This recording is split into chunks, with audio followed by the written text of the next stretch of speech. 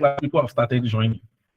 Like people are already waiting, and which is awesome. Which is, in fact, if you can clap for yourself, clap for yourself. There's a reaction area here where you can clap for yourself. Please, I need you to clap for yourself. You guys are doing very well.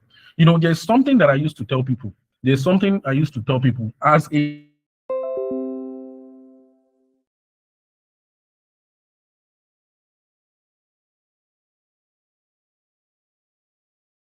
to make money, as a young person trying to get by, there is one thing you have to have. That is discipline. You have to be disciplined.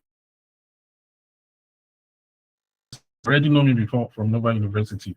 You should know that discipline is the #1 thing that I hold up to most, right? And it is very important for you to be punctual. If they call a meeting for 6 o'clock, make sure you are there at least 30 minutes before.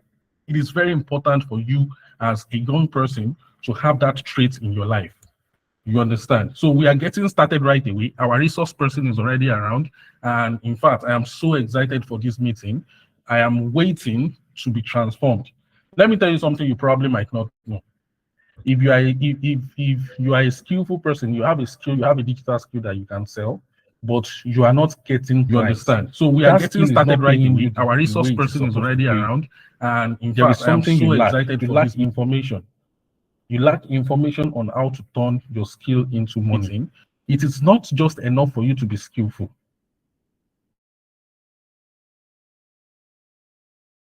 I am waiting to get transformed. You see how, let me tell you something you probably might not see how the economy is. If you are every one of us in Nigeria, you are a skillful person, you have this time to empower yourself and sell. Empower yourself, not just empower yourself, you understand. So we are getting started right away. Our resource person is already around, and in fact, I am so excited for this information. And I believe that is the reason why you are here. On how to turn your skill into money. Some people are out there chilling. It is not just enough for you. Some people are out there watching movies. Some people are out there, relaxing. But you are here to invest in yourself. So I'm going to tell you everything that will cause you distraction today. You see, let me tell you something you probably might not. Anything that will cause you distraction. If you are every one of us in this class, you are a skillful person. You have this time. You have to empower yourself. Not all your problems. Not just like not all your problems. So we are getting started right away. Our resource person is already around. And there is something you lack. God has already empowered some people. And I believe that is the reason why we are here. On how to. This is just how to do. Some people are out there chilling. Listen to what just enough for you. Some people are out there and listen to what people are out there relaxing. But you are here to if you listen and you, so I'm going to tell you everything that will cause you to transform. You see, let me tell you something you probably might not. Anything that will cause you to so every one of us in this class. This is person. You have the time. You have the right time. Not all your problems. Not just our problems. Not all your problems. So we are getting started right now. Our resource person is already around. There is something God has already empowered some people, and I believe that is the reason why you are just how some people are out there chilling. Listen, not just some people are out there and listen to what some people are relaxing, but you yes, I could not mute my microphone before. Okay, very good, very good. Please, admin, please help me. Please help me take care of that. Admin, please help me add Mr. Babafemi as a co-host so that he will be able to, so that he will be able to unmute his microphone. Thank you very much. Please, everybody, I want us to keep our microphone muted. Do you understand? Please keep your microphone muted. Please keep your microphone muted. Keep your microphone. Yeah, right. Please, everybody, make sure your microphone is muted. Very good. If you are excited, please, I want you to type "let's go" in the chat section. Drop "let's go" in the chat section. Let us go. Drop it in the chat section right now. Drop it in the chat section. We are getting started right away. All right. Now, I know a little bit about Mr. Babafemi. He's a friend. He's a friend, he's also a mentor, my own personal mentor myself. He's a man that I have learned a whole lot from, right? When we were still, quote and unquote, when we were still struggling in the street of Lagos, myself and Mr. Babafemi, we lived together and life, right? He greatly influenced my life in a very, very positive way. He's someone that I look up to. He's someone that I deeply love as a friend and as a brother and as a mentor. You understand? He is also a millionaire business owner. He's also a millionaire content creator. And, you definitely have a whole lot to learn from him. He's a man that has made multiple, thousands in dollars on the internet. and he's here to share from, his experience. He's here to share his experience with us. If I were you, I'm going to listen. I will not allow my village people to follow me here by not listening. Do you understand? This kind of webinar is what people pay hundreds of thousands of naira to get. VAHAL Foundation is bringing this thing to us free of charge. So before we bring Mr. Babafemi on, right, we are going to do two things. Before we bring Mr. Babafemi on, we are going to do two things. First of all, we are here because VAHAL Foundation gave us this opportunity. We want to learn about VAHAL Foundation. Who is VAHAL Foundation? Who are they? What do they do? You understand? So we are going to be learning about them, and the resource person that is going to be telling us about VAHAL Foundation is already here. All right. I believe Miss Sarah is here. And please mute your microphone. Right, please mute your microphone. I believe Miss Sarah is already here, and she will be taking us through. She'll be telling us about VAHAL Foundation. Please let us give Miss Sarah a round of applause. Please, you can use the reaction. You don't need to. You don't need to unmute your microphone. Just use the reaction. Miss Sarah, please, if you are there, please unmute your microphone and talk to me. Can you hear me? Sarah, can you hear me? Are you on this call? Can you hear me? Sarah is on this call. Can you hear me?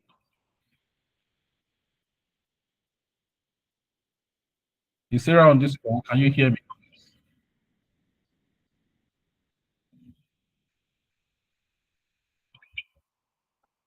Okay. All right, cool. Mr. Shegun, can you hear me? If Miss Sarah is not around, Mr. Shegun, are you here? Can you hear me? Mr. Shegun, if you are here, please unmute your microphone and speak to me. You should be able to unmute your microphone. Mr. Shegun, can you hear?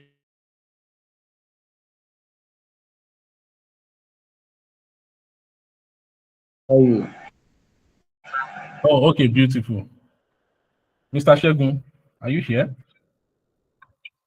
Please, Mr. Shegun, if you are speaking, Mr. Shegun, if you are speaking, please, can you, Mr. Oluwa Shegun? Can you hear me? Are here, Mr. Akimolajun Oluwasegun, if you are here, please unmute your microphone and tell us about VAHAL Foundation. All right. I've Thank you very unmuted much. my mic. Can we all hear me now? Yeah. Thank you very much, sir. Can we hear me, please? I want to confirm if everyone can hear me. Yes, we can hear you. Yes, we can hear you. Thank you. We can hear you. Okay. Good evening once again, everyone. I trust you're excited to be here. All right, briefly, VAHAL Foundation. VAHAL simply means Victoria Ademubikpo. Victoria Ademubikpo Hope Alive Foundation. Victoria Ademubikpo Hope Alive Foundation. It is a foundation that was founded in the year 2020 in memory of Princess Victoria Ademubikpo Hakim-Oladun, who passed on in the year 2019. The foundation is committed to helping the less privileged in society, and we've held different events in the past. We hold what's it called now? Symposium for secondary school students, whereby we train them, we train them and we equip them the right set of skills. Then this particular webinar is in honor of Princess Victoria's posthumous birthday.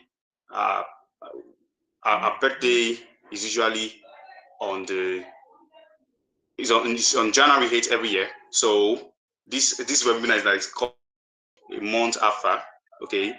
I think I need to share this with us that this webinar had to actually come earlier, but we had to postpone it due to the incident that happened in Ibadan to honor those that actually passed on then.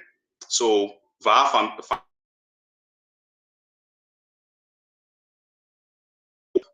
to a lot of people who need to. So I think I will love to pause here so that we can give our facilitator enough time to equip us with the knowledge.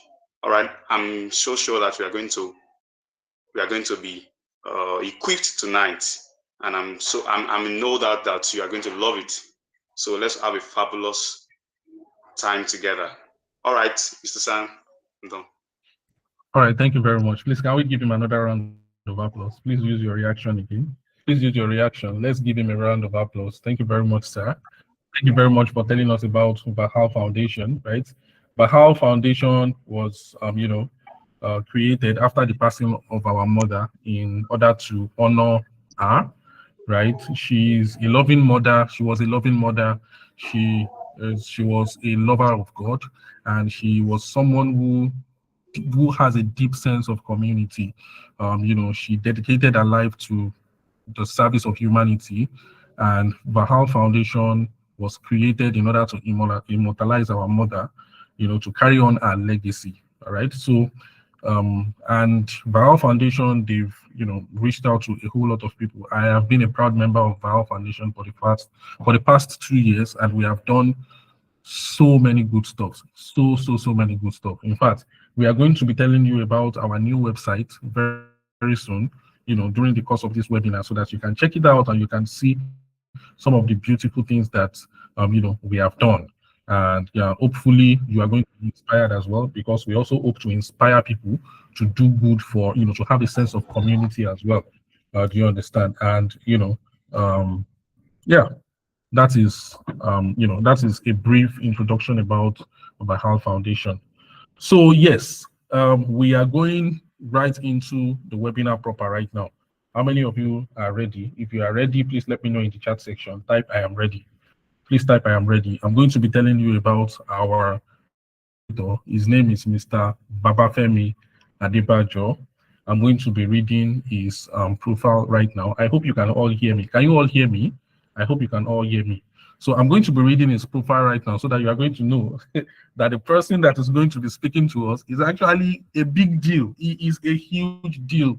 And we are so fortunate. We are so lucky that out of his very busy schedule, he can find time to come and talk to us. In fact, we are so lucky. Thank you very much, sir.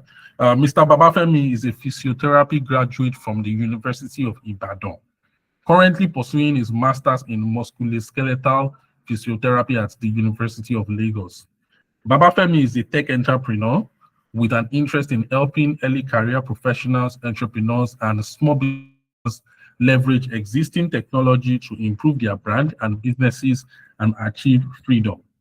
He is the founder of Definitions, a brand dedicated to helping individuals tap into the wealth of creativity in them while staying productive. He is also the co-founder of Growtally, a social media management firm. Babafemi also works as a writer for several international organizations. Outside work, Babafemi is an intercessor with a prolific for teaching and intercession of life and faith. Currently, he's the lead pastor of RCCG New Breed Youth Church in Lagos and the leader of PSF Ministry Hub Worldwide, a group dedicated to teaching children of pastors, ministers, and workers in RCCG the tenets of ministry. Babafemi is married to Onyoluwa. Together, they embodied a partnership grounded in faith and a shared commitment to building men. Please, can we give a round of applause? In fact, I give you permission to unmute your microphone right now. Please unmute your microphone, and I want to hear you clap. I just want to hear you clapping. You can unmute your microphone, please.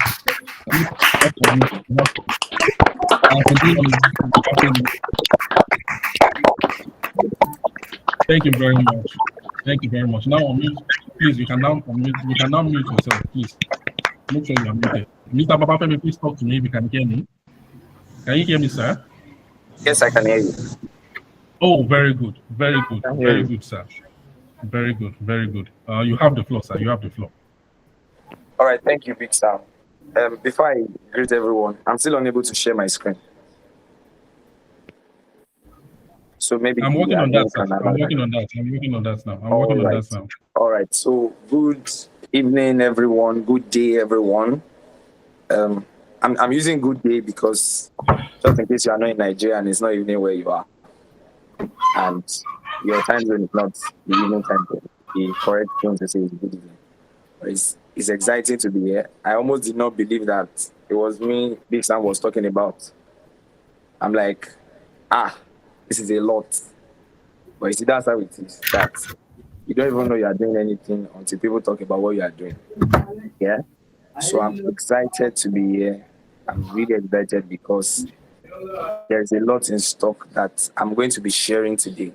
And I can assure you that if you're on this call and you will put to practice the things that you will hear today, then something about your business, your service, your earning is going to shift radically. Okay, thank you. I can share my screen now. And please, you can just let me know in the chat once you can see my screen.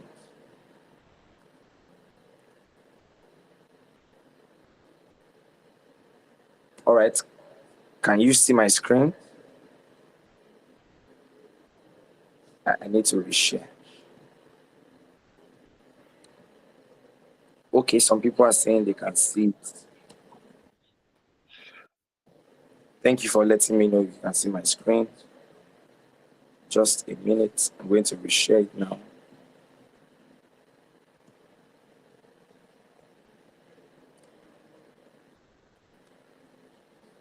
All right, so let me show you my face. Just so that those that you like to see somebody's face when you are listening to them, so that you can see. All right, so this evening I'm going to be taking us through a few things. I expect to be done. Please, can you send me a message? Let me know how much time I have, so that I'll now elaborate. I can be with my explanations and all of that. If you could just send me a message, I would see it. Big Sam. So I'll be taking us through scaling up, how to monetize your skill. I'm going to be starting from something that there was a time when I did not believe it until I started to live with Big Sam. Big Sam at that time used to have a ringtone, and the ringtone sounded something like more money, more money, more money. Something Big Sam, I don't know if you remember. But you see, I'm starting from that place because there's a scripture. Now, this is not a biblical teaching. Don't get it wrong. But there is a wisdom in this line of scripture for everybody that is on this call. That no matter how wise you are, nobody will listen to you if you don't have money. It does not matter how wise you are. It does not matter how smart you are. It does not matter how intelligent you are. Nobody cares about your intelligence if you don't have proofs. And I mean financial proof to back it up. All right, so this is actually from scripture, the holy book. Poor man's wisdom is despised, and his words are no longer heeded. Such that you can claim you have a skill, but if you cannot point to what that skill has brought to you, we will doubt about the effectiveness of your skill. We'll have doubts about, does this person really know what they say they do? Because a skill is supposed to be something that earns you money. There's a poll we are conducting currently. We're trying to get 100 responses to that poll for Grow Tally, and Big Sam mentioned it. I think we're still about 20 responses short, but I've been tracking the results from that poll, and out of the about 80 people that filled in that poll that they have a brand, they have a business, almost 75% of them said that in the last 1 month, I think in the last about 1 month to 60 days, they've only gotten about, some said 2 clients, between 2 and 5 clients that they have gotten. And some of these are small businesses. How much profit are they making on 1 client? In an entire month, some have not made more than 5 clients, 3 clients. And that's how some of you on this call are. You have a skill. Maybe in the last 1 month, you've not even gotten anybody to pay for that skill. It is not supposed to be, because there is a way to go about it. And that's what we want to look at today. But I've chosen to divide this talk into 2 sections. Number 1 is on skilling up. The other part is on the business side of things. All right, so let's just move on. Now, I'm going to start with 2 very interesting concepts that you are familiar with, or that you may not be familiar with. Maybe you are very familiar with the first one, but I'm fairly certain that a lot of people. Okay, somebody is saying my network seems bad. Is that happening to everybody else, so that I'll switch? We can hear you well, sir. Oh, okay. Sorry if you're having, maybe it's your end that you're having network issues. Thank you. So you can just correct that from your end. All right, so I'm going to introduce you to two concepts. I'm certain you're familiar with the very first one, a bird in hand concept. The other one is the jack of all trades concept. So if you're familiar with the first one, can you just complete that statement for me? A bird in hand, what do they say about a bird in hand? You could just type that. What do they say about a bird in hand? What do they say about a bird in hand? It's a proverb, if you want. It's an idiom, if you like. Thank you, David. A bird in hand is worth two in the bush. All right, and that's where we're going to start from. A bird in hand is worth two in the bush. How does this relate to the thing we want to talk about tonight? That you cannot afford to be surface level with any skill that you have if you want to monetize that skill. I was speaking to somebody last week, I think it was on Monday, and I was telling her that, so she, fantastic young lady, she was creating content, and I'm like, every time I read that content, it wasn't giving me any thrill, it wasn't giving me any vibe, it was just regular, something normal. And I remember the statement I made to her. I said to her that, see, if you create what everybody else can create, you will be lost in the sea of voices, something like that. Now, you must dive deep into your skills, so much so that you can create, you can do things at a level that there are few that can compare to you. It's not enough, for example, I saw a lot of people saying they're graphic designers. It's not enough, for example, that you are a graphic designer. It's not enough. When some people say they're graphic designers, all they can do actually is design with Canva. I've met people call themselves, and they are really good, and it's not bad. But you see, there are those that will never employ you because you don't know how to use Adobe Premiere. There are those that won't employ. There are those that will not employ you except you know how to use Corel Draw. There are those that will not employ you or let you work for them because you don't know how to use Illustrator, Adobe Illustrator. Now, all of these are tools, right? And in deep diving into your skill, one of the things that happens is that you begin to gain mastery of the different possible things in that field. So I write, for example. And one of the primary rules in writing that I've encountered in my own experience is they tell you, focus on a niche, stay in that path, learn it so much. But you see, I'm one of the most disobedient people that you meet because I don't want to necessarily be known as a content writer. I don't even like that term. I want to be known as a writer, not as a content writer. So I've delved into creative writing, and I do it excellently well. I work with an animation studio that we're just launching this February or March, entering March. We're launching massively. I work as a creative writer there. I work as a content writer. I work as a research writer. I work as a ghostwriter. I'm on a project, well, suspended for now. Just did 1 month of it, helping somebody to write a book about their life, a memoir. Now, all of this different writing determines different styles. But you see, I'm so confident about any of them that I can take jobs in any of them. I'm saying all of this to say to you that you cannot afford to be a surface level professional. I have a friend, she's a fashion designer, but she doesn't just do fashion design, she does fashion illustration.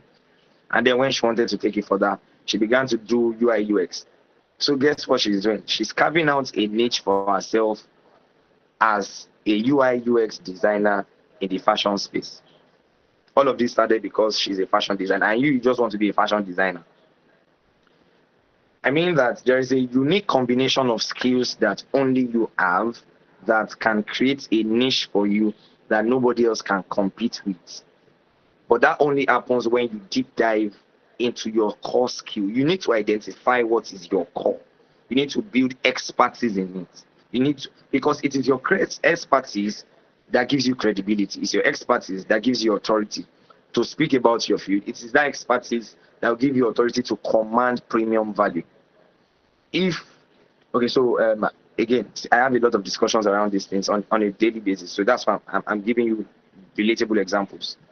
I was talking with somebody yesterday, and I was saying that, the space where he's applying for writing jobs recently, that I taught him some of the things I'm going to teach us tonight, and he has been trying it for maybe about a week, and he has not gotten results. So I told him, so he was complaining rather that it looks like the field is dead, and that the worst part is that there are new people coming up on the scene that are willing to charge $2 for every 300-word article. He is still willing to work with like $10 and $15 for every 300-word article that he writes. At least his current company, they give him 2, sometimes 3 in a day. So just think about that in a month. But now he's trying to get a new job along that same line, and because there are some people coming into the space and they actually don't have the skill. He has been writing in the industry for 2 years. Of course, he has industry knowledge. They cannot command the premium value that he can command, and because there is cheap labor, it's harder for him to get a job from those that don't value skill, actually, that don't value quality. There will always be those people that cannot pay premium value, but there are also those people that will pay you premium for what you do. Imagine getting a job and that job already pays you $400, just one job, 500, 1,000. You can even go and rest for the rest of the month and go and be learning something else. You can be training. Just if you like enjoyment, go and be living the soft life. That's if you don't want to plan for the future anyway. But that's the thing. You cannot command premium value if all you know how to do is what anybody else can do. Some people go on Google and they learn something and they say, oh, I'm an expert at this. Don't be a joke. A bird in hand is what two in the bush. What I mean when I say this is that skill that you already have, that passion that you already have, that you have been developing, it is worth much more than the ones you may want to just start learning. But what you need to do is go deep into it, deep dive into it. Don't stay on the surface level. It never works if you stay on the surface level. All right, so let's go back to the second concept. Jack of all trades. Who wants to complete that for me? What do they say about the jack of all trades? Thank you, Anna. Perfect. You see, if you said a jack of all trades is a master of none, you are right, but you are only partially right. Anna got the right quote, the complete quote. A jack of all trades, the actual quote, most of us don't know this quote, and they have used this thing to discourage us from learning certain things.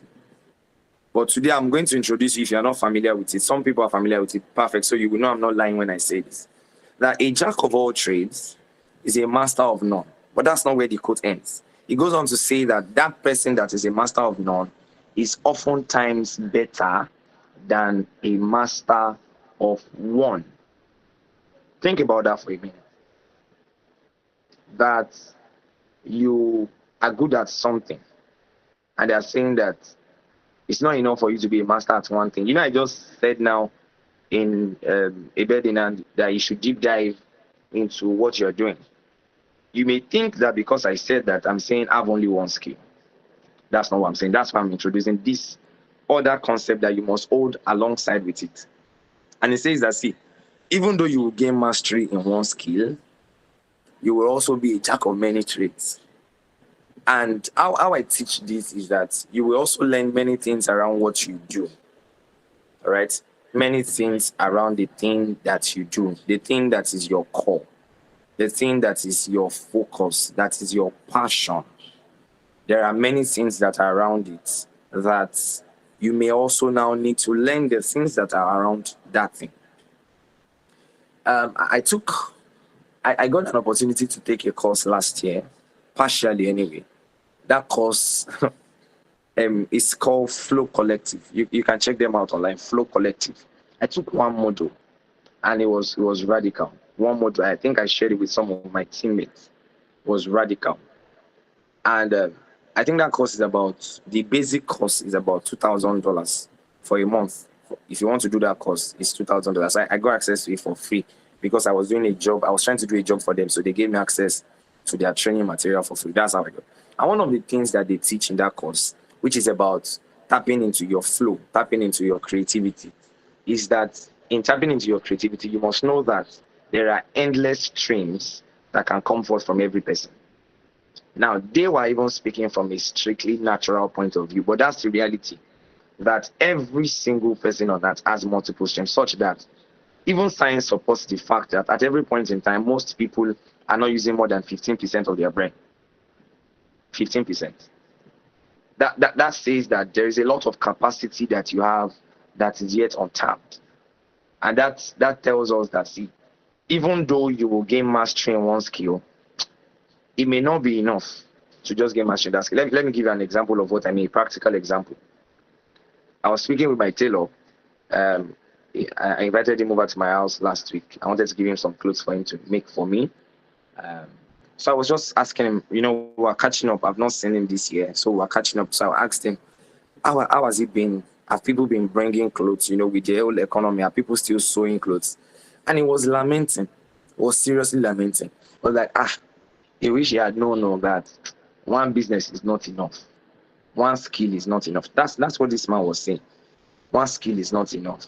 Because currently, he was telling me that since morning, the day before, all day, he didn't get to work until maybe in the evening when somebody just brought something for him to just quickly do something about the clothes, not even a fresh clothes that he was sewing. And this man has a family. He has children that are going to school. But you see, he has only one skill. One. He knows how to sew. He doesn't even know how to put himself out there on social media to get clients. Right? And that's what I mean when I'm talking about related skills. I'm not necessarily saying learn how to be a teacher, learn how to be an engineer. Even though if you learn how to be a teacher and then you learn how to be an engineer, then you can just combine that into teaching people about engineering or consulting for engineers that want to learn how to teach people what they know. All right. There is always a third option. But before I go into talking about the third option, I need you to get that you must continuously upskill yourself so that when circumstances change, one of the terms that is used for the world that we live in today, I hope I'm not boring you yet. Don't worry, it's going to get more exciting in a bit because it will get more practical. One of the things that I'm just laying a foundation, that's why I'm starting this slowly. One of the things that is said about the world currently is that it's a VUCA world. It's a VUCA world. Does anybody know that word? VUCA is a VUCA word. What does it mean? Anybody wants to help me with that? I'm taking note of the people that are contributing. So thank you to everyone that is engaging. But does anybody want to? What's a VUCA word? When we say VUCA, what does that mean? The V stands for volatility. All right. Anybody helping me with the rest? The U is uncertainty.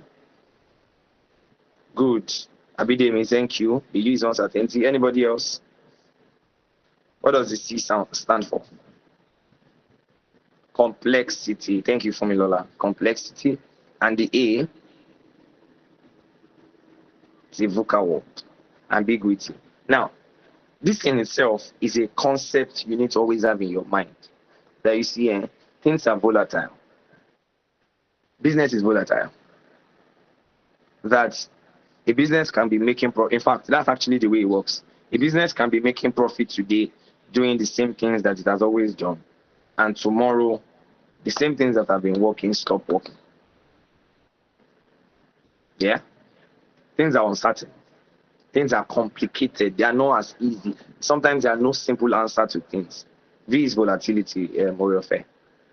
All right. So for you to be able to adapt in a world that is VUCA, you need to be a master of many things. Well, maybe not a master of many things. You need to know many things, at least on a basic level. They say that a professor is somebody that knows a lot about something and is very ignorant about many things. Do you know that's the truth? Have you seen your professors that don't even know how to operate their mobile phones? And you'll be wondering how can this person be a professor? It's because they know about a lot about a thing, and then they don't know about any other thing. But you cannot afford to be like that in the 21st century. You will be a master at one thing, which is what the bird in hand, what more than twin the push concept talks about. You need to grow in that one thing that you know, but you will not stop there. You will learn a little about many other things, especially the things that are related to that thing that you want to focus on. And that's where the third option is. That's the third option. That some say, oh, learn one thing, stay on it.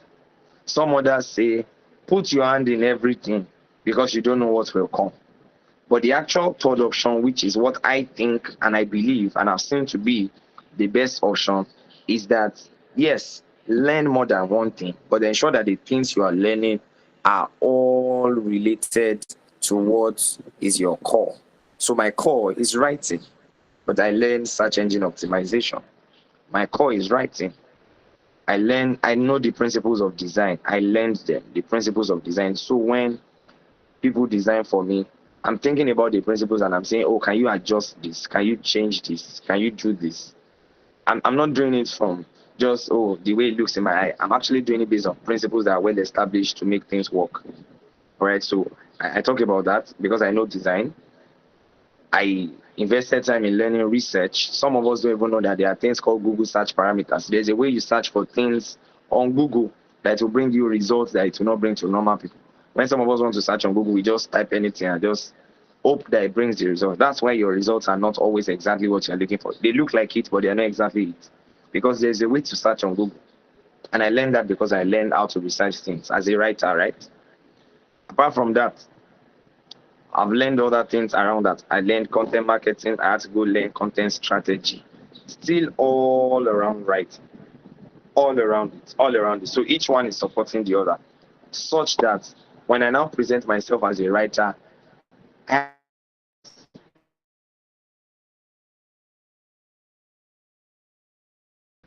okay, that's the third option. So what does that look like practically? Let me look at some of the things that people said they do. Earlier somebody said, okay, Elder Noel said he's an ethical comedian. I even like that he didn't just say he's a comedian, he's an ethical comedian. So you have advanced in the art of comedy. Let's use that word.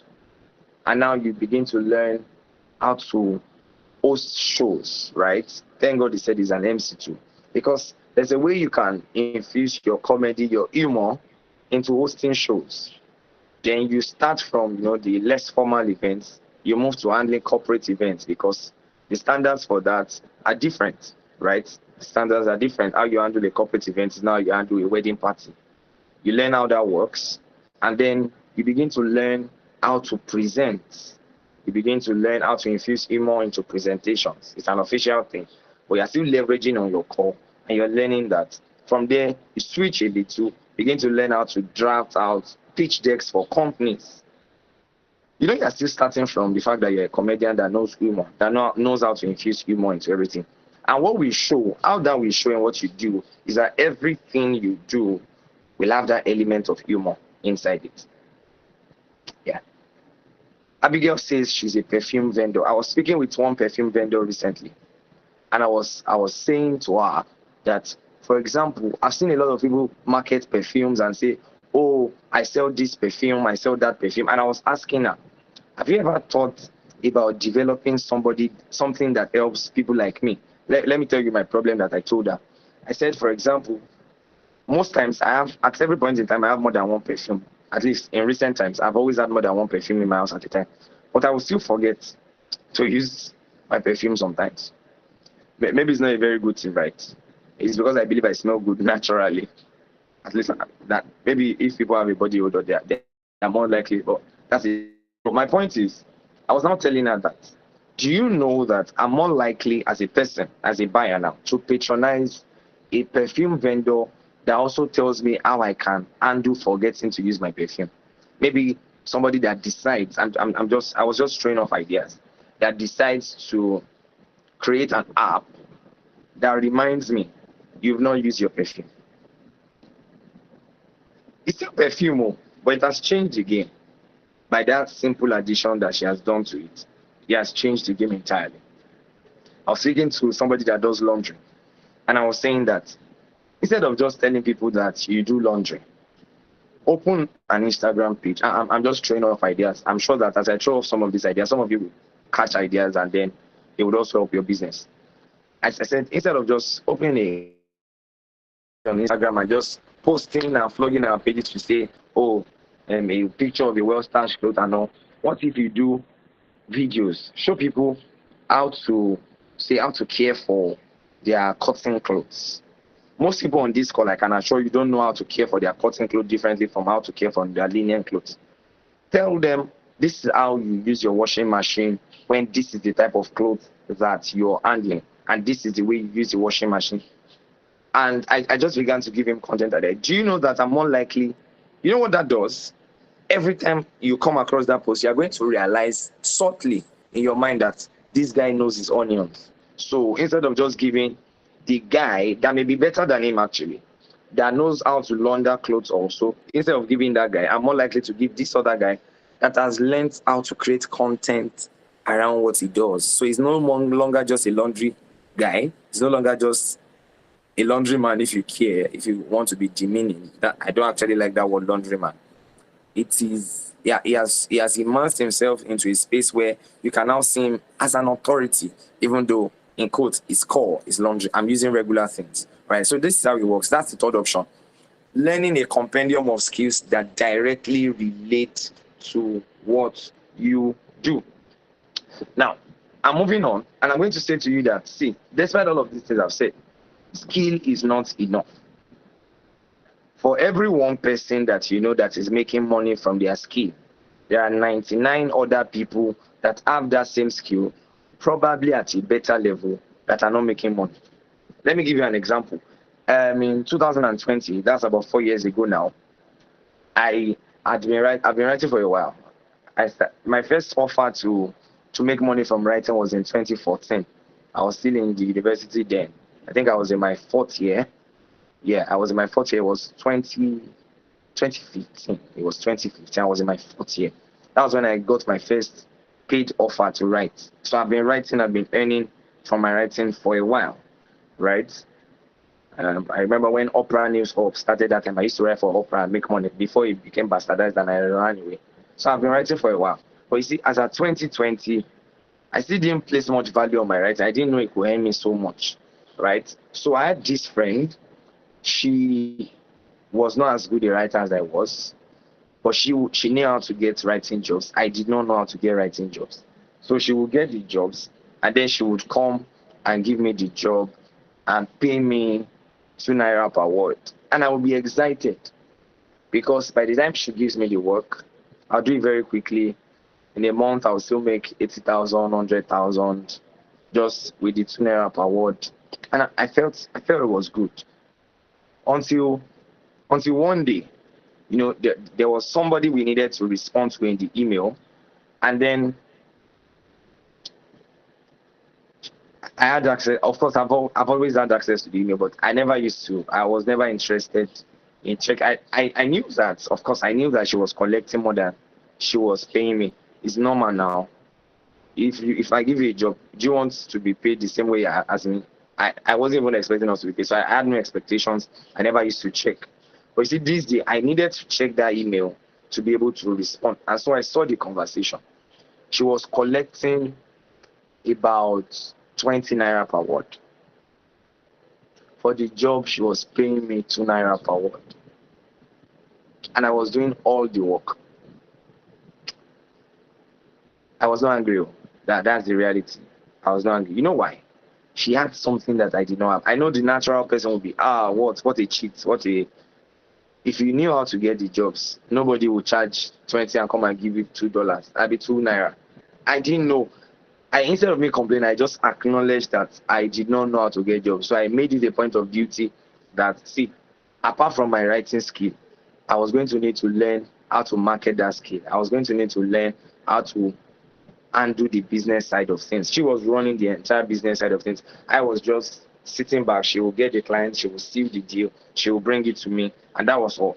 Right? That's one of the things you need to learn. So apart from your skill, which is essential, you need to learn how to market it. And that's what I'm focusing on. That's actually the meat of this discussion. So all of this, I'm building up to that bit. So you need to learn how to market your skill, marketability. You need to learn soft skills.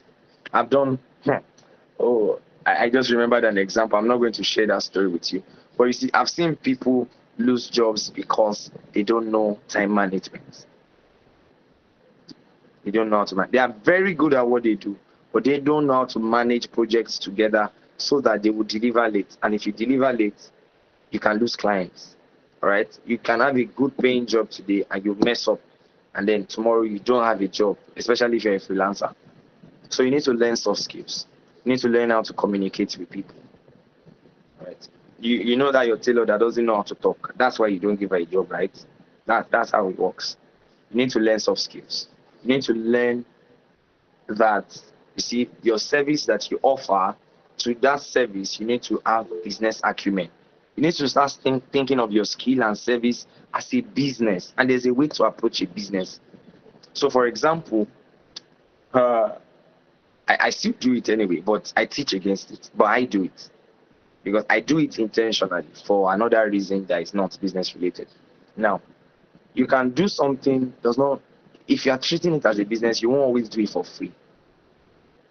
You know, people that always want you to do things that you can do for free. And I do that to people too sometimes, just because maybe I can't pay them what I think they are worth, right? So I don't pay. I just take them as volunteers. But you see, when you start treating things as a business, there are things you will not do for free. There are things you will charge for, not because you can't do them for free, but because it's a business you are running, and everything is not for show. Everything is not for show. Everything is not free. Maybe you are paying for space, for example, and there's one friend that's always bringing you close to so for free. That person doesn't like you. I'm serious. Person doesn't like. It cannot. I'm not saying you cannot sue for them for free. In fact, if they're your friend and you never sue for them for free, what kind of friend are you? But the truth is, they cannot expect you to always do it for free. It doesn't make any sense. There are people that they don't know how to say no to their friends and family. So when they sell things, I know I'm laughing. I won't tell you why I'm laughing. They end up giving it out for free, and then they have to start all over. I know many people like that, I can assure you. And that's why they are not running businesses now. You need to learn the business acumen, because there's a business side to things. There are people, for example, that on this call that you don't like to charge money. Maybe because you just learn that thing personally, privately. You didn't really have to pay for it. So you feel indebted to people because you have that skill, because you feel it's a gift that you have. So why should you charge people for what you got for free? Well, it's good. But you see, if you want to make money, you cannot think like that. You need to think like a businessman. You need to learn how to charge people money. Have you ever wondered how you go to the market and somebody charges you one ridiculous amount for something that you know that this thing is not worth it, but you need it and you still pay for it? It's business acumen. You need to learn it. You need to learn how to adapt to changing environment. And finally, on this slide, you need to learn how to align your skill with your passion and purpose. It's a blessed thing that your skill is around with the things you are passionate about. I tell people that if what you do to earn money is not where your passion lies, it's not a problem if you start there, but you must not stop there. You can actually have a skill and use it to fund your passion. Yeah, there are people that do jobs on the side, and the only reason why they're doing that jobs on the side is because they have another thing that is their core passion that they need to make money to support. All right, you must always find a way to align your skill with your passion and purpose, because at the end of it all, if you make all the money and there's no fulfillment in your heart, it's wasted time. It's wasted time. So when you learn how to align your skill with your passion and your purpose, then you have something extra. Even as you make money, you have fulfillment. All right. So let's now move to the meat of the matter, the business side of things. The business side of things. If you are still with me, can you just type on the chat, I am skillful and I am not stupid? And I'll tell you why I'm telling you to type that. You know why? There are many skillful people that the way they approach their skill, sometimes you just look at them and say, this person is not wise. You're not wise. You are very skillful, but you're not wise. But can you say, I'm skillful and I'm not stupid? All right? I'm sorry I don't have a better choice of word than stupid, yeah? I'm skillful and I am not stupid, yeah. Thank you for the responses. Awesome. So that means we are following. So let's look at the business side of things. No matter where you are at, no matter what skill you have, no matter what service you have to offer, you need to learn the business side of it. All right. And in 2019, we had a conference in Abeokuta. Selling without apology. It was a conference for writers. Selling without apology was the theme of that conference. And while I was preparing these slides, you know, that word just kept ringing in my head, that you see, you need to learn how to sell without apology. In fact, what I first wanted to title this slide was selling like a hawker, HAWKER. For me, I respect people that hawk. I'm telling you, I respect them a lot. I've always respected them since when I was small. You know why? I don't think I can do it. I don't think I'm that bold to carry something on my head and be moving from street to street, shouting at the top of my voice, calling attention to myself. I can hide behind a camera. I can hide behind the screen. I can hide behind my words and just write. But you see, that putting their face to that thing that they do, I respect it. That's why I say I appreciate them. I respect what orcas do. You know why? They are bold about their crafts. And that's why I'm saying that, see, you need to be bold about what you do legitimately. You cannot be apologizing to people for a skill that you have. That's what puts food on your table. So don't apologize about it. Don't. I was speaking to somebody recently, and I was saying to them, why don't you send broadcast messages about what you do anymore? And I was like, because he doesn't feel that, he doesn't want to disturb people, right? And I'm like, it's what you do. You're trying to do this thing to earn money. Send it to them. The only thing is you can put a caveat. If this thing is disturbing for you and you want me to stop, please let me know. That's how I send my broadcast.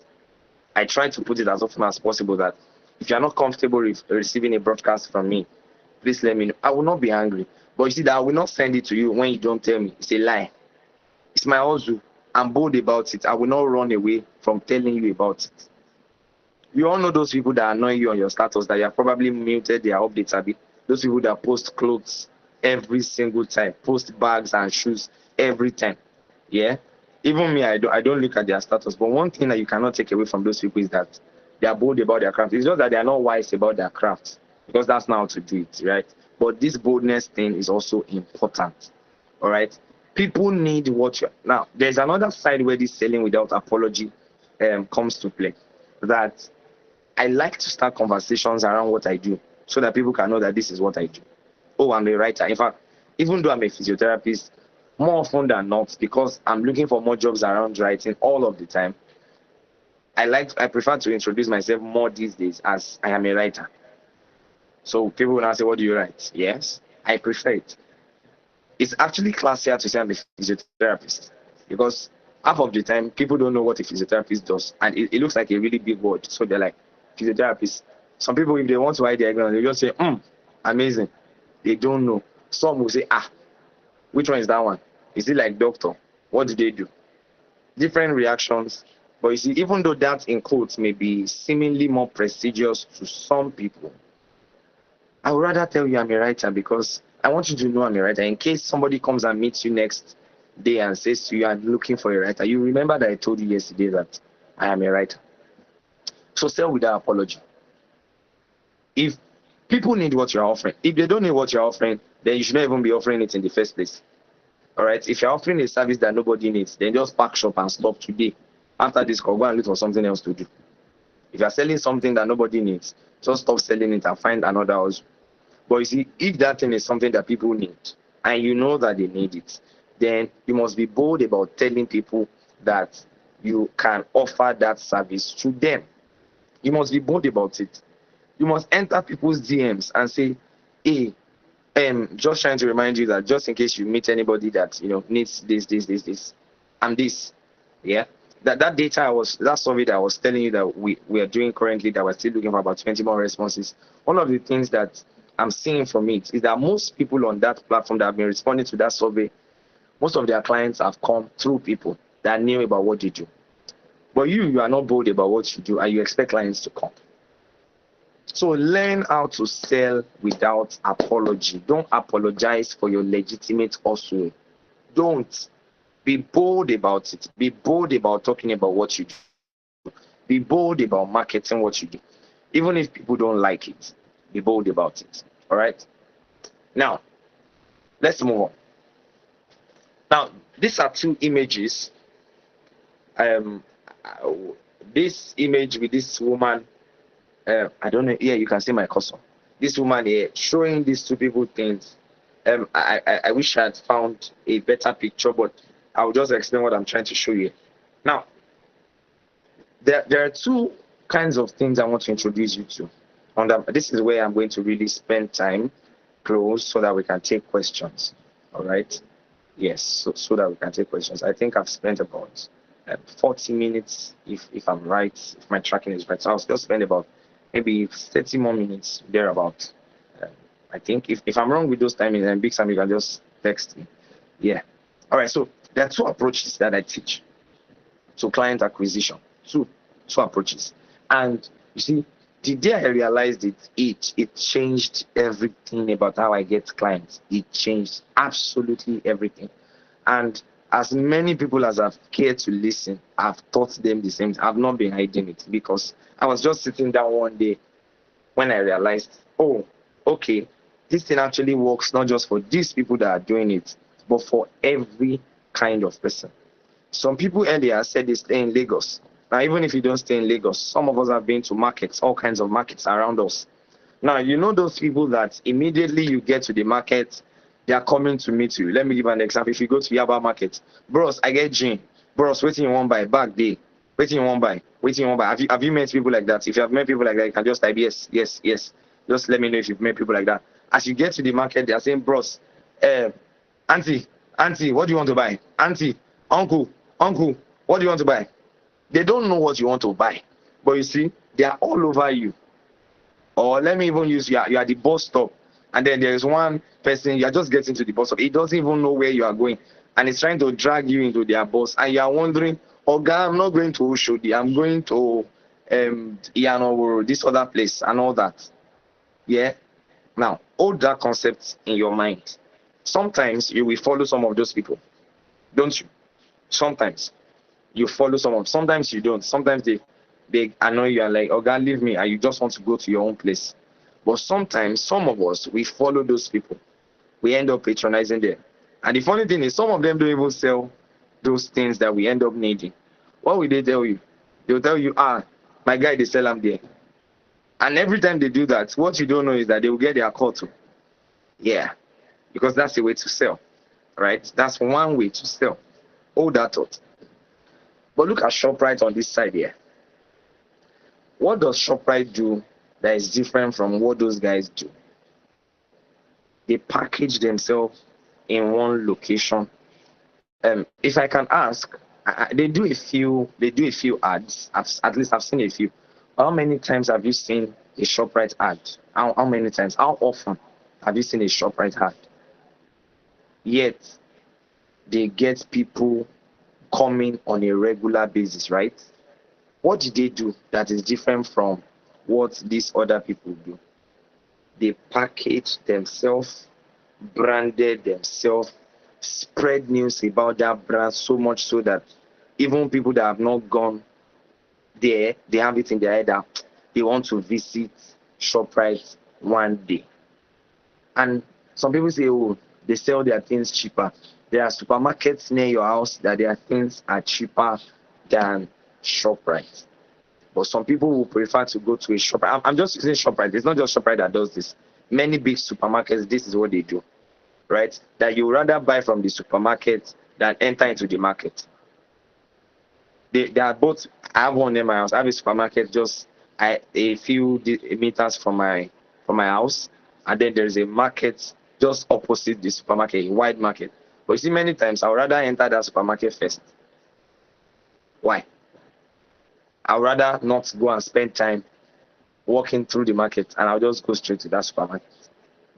Now, you see, these two concepts are the two concepts you must know and practice if you want to monetize your skill to the maximum.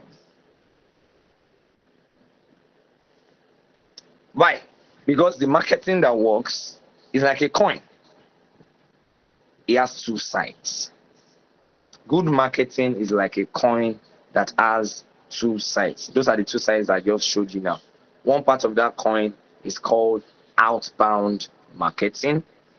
The other part of that coin is called inbound marketing. Outbound marketing, inbound marketing. So let me just give you a trial. Which one do you think is outbound marketing? Which one do you think is inbound marketing? Let me see if people will eat it. Which one of these two things I just showed you is outbound marketing? Which one is inbound marketing?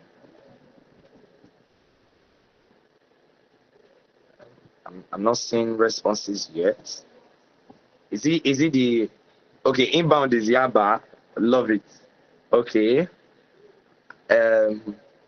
Somebody says inbound is Yaba. The other person says inbound is ShopRite. Somebody says okay. Two people say inbound is ShopRite. Somebody says outbound is ShopRite. Abidemi says is that first one the Yaba guy that is outbound. ShopRite is outbound. Okay. So it's clear that people have different ideas about which one is outbound, which one is inbound. I'm hoping that by the time we are done, you will be sure which one is outbound marketing and which one is inbound marketing. Because the truth is, you must know how to do the two. If I can quickly answer it before we get into it, I would say that those who call, I don't know, I can't see myself again. All right, am I still visible and audible? I think my network went off a bit.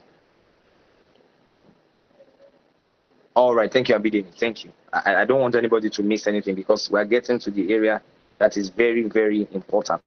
All right. So, you see those ones who call out to you and who are ready to drag you into their shop. That's actually outbound.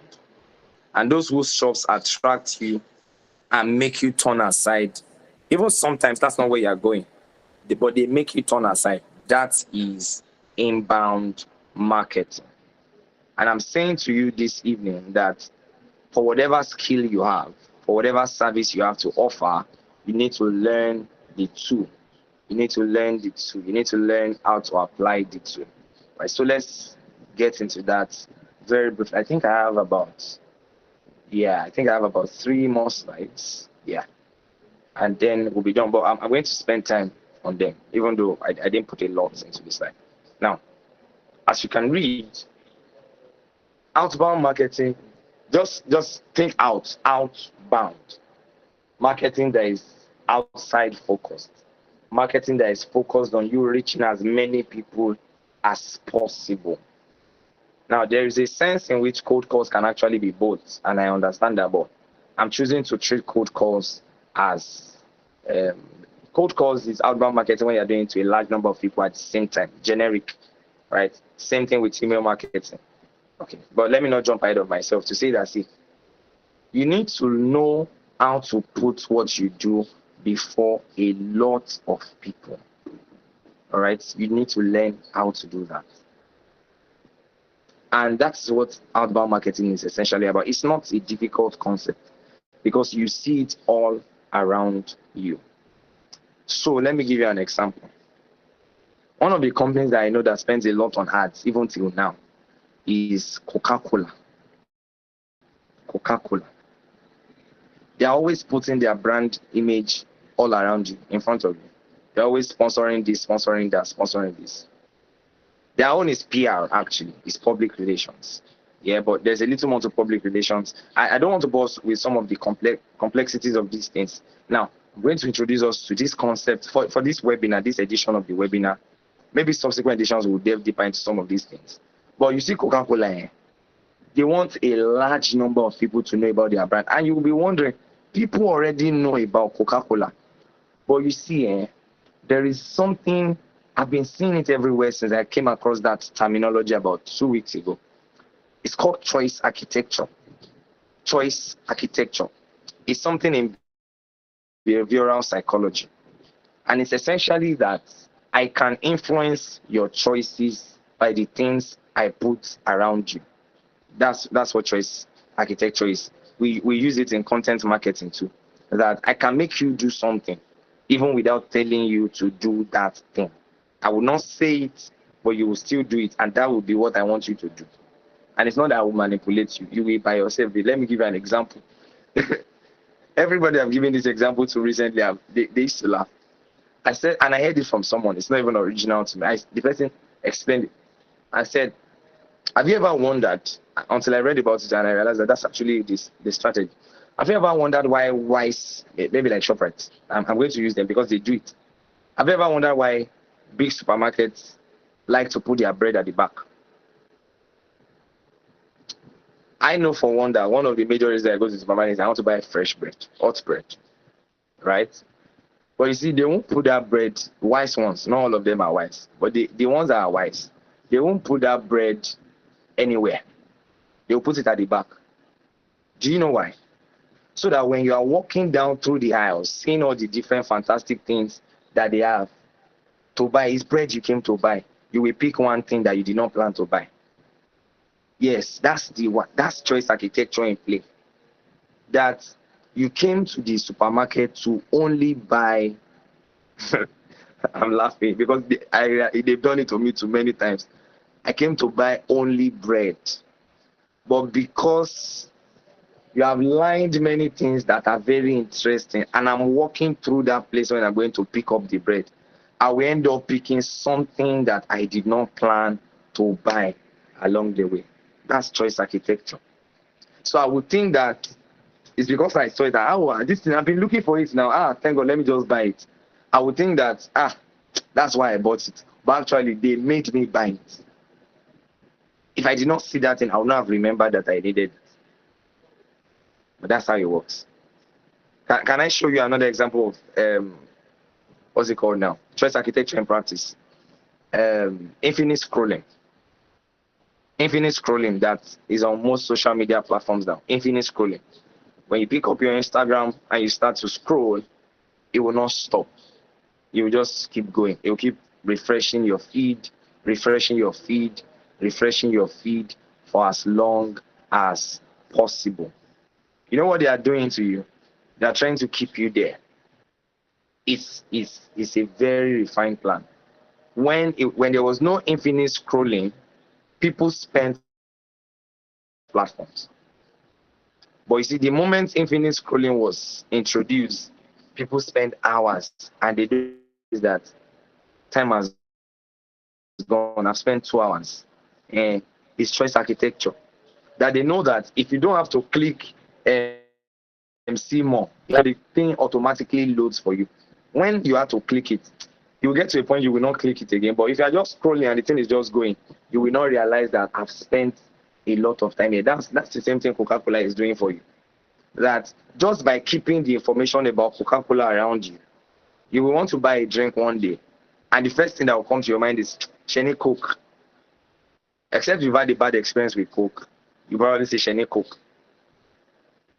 I'm telling you, you will say you want to spend 5 minutes and you'll have spent 5 hours. Sheni Coke. That's what they are doing. So they are targeting a large number of people at the same time with that message. They are leaving a message in your mind, leaving an impression in your mind. And you see, you want to make money from your business, you need to learn how to do this too. You need to learn how to gather people's emails and just send them messages about what you do. Unfortunately, I'm learning that Nigerians still have a very poor email culture. So maybe not emails, learn how to get people's numbers, phone numbers. You need to learn it and send them messages periodically about what you do. You need to do ads sometimes. I was asking all of those business owners, how many of them did ads in the last month? I think just about 3 ran ads in the last month. And funny enough, those people actually got clients from those ads, but we'll come back to that. I'm saying that there is a place for this outbound thing where you are just all out, reaching out, sending direct GMs to people. Well, direct outreach, through cold calls. No, they are not telling you they need your service, but you are reaching out to them. All right, you are sending mails to people. That's how to even apply for jobs, even if you are not a business skill person. I heard from an HR personnel one time. He said that 70%. In fact, they say, I've read so many statistics about this. They say that the jobs that pay the most are never advertised. I hope you know that the jobs that pay the most, they are never advertised. So how do people get there? Sometimes by referral, yes, but also sometimes by direct outreach.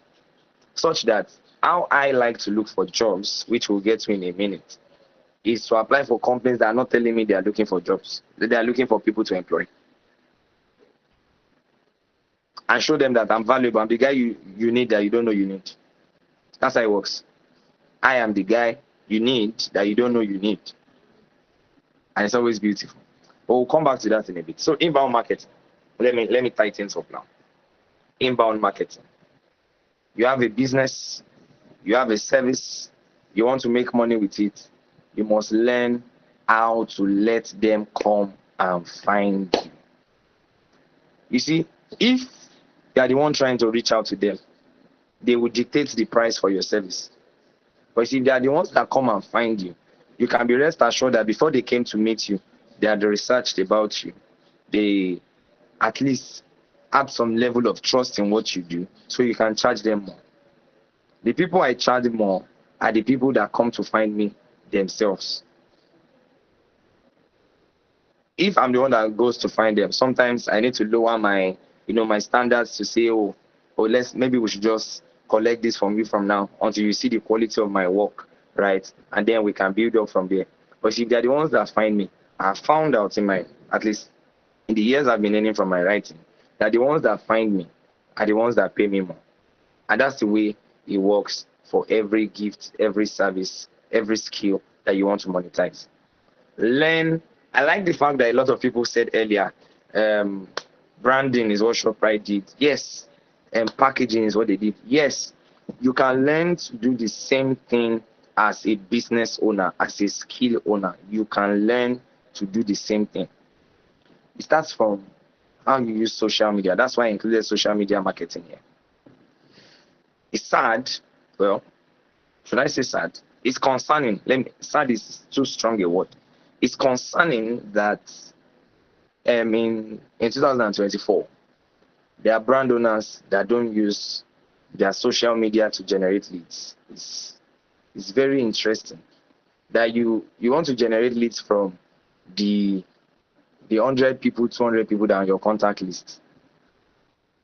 And yet you are wondering why sometimes sales seem dull. Sometimes it seems like things are not moving as fast as they can. When there is a social media platform there that allows people that are not in your circle to access you, but you are not using it. You're only using social media to post your selfie. Your selfie is good. You are fine. We will like your picture.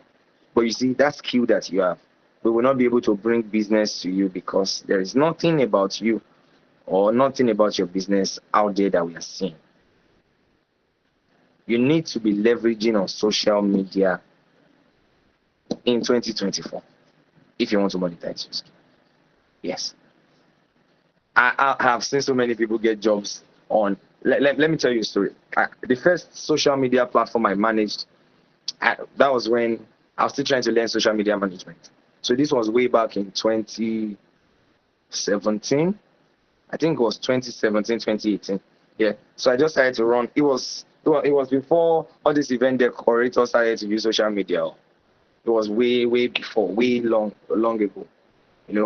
So I used to handle this social media page. I wanted to learn. So what I did was I told my friend that, can I use his brand? So he was an event. He's still doing it. Event decorator. He had not started doing event planning at that time. He was just a decorator. Yeah, I knew when he started his business he bought one clothes with his pocket money for the month, one drip. Now, we started to do that thing on social media. We just post our works, package it, take pictures. We're deliberate about taking pictures. We use Snapseed. It was Snapseed that time that we used to write our name on the picture. We just post. Occasionally, we run ads, right? And then one day, we get a DM, and it was Mama Dohoy. And they said that December, they had a project. They wanted to decorate some roundabouts in Ibadan. And they were wondering if it was something that we could do. Of course, we had not done that before that time. They wanted lights, they wanted a few things. And we're like, yes, we can do that. But we would like to know what your budget is for. And, it was ridiculous, the amount. I mean, it was ridiculously a lot. It was a lot. At least compared to what we were still charging that time for decorating for people. It was a lot. But you see how they, and then we asked them, please, how did you find us? Said they were searching for people that have this skill, and they searched on social media, on Instagram, and that's how they sent us a message. We did not have to lobby, we didn't have to pay anybody. They came to look us for us themselves, and we don't even have to stress to get that deal. Social media market. Let me tell you about it's still my highest paying job. I work for a company in Tel Aviv, Israel, and I learned about this a while back. So I prepared my LinkedIn profile. If you check my LinkedIn profile now, my LinkedIn profile is going through a transition. I'm trying to change it into something else. So it's not converting as much currently until I do that. Now, I presented my profile as I'm a physiotherapist and I am a writer. So this lady comes into my DM randomly and says, "Hi, Mr. Babafemi, we are in need of a physiotherapist that writes, and we saw that your profile says that you're one. Is this something you are interested in?" And I'm like, "Yes, I'm interested in, but I will need to know what your offer is, how much you're paying, blah, blah, blah, blah, blah, blah." And then they tell me this amount.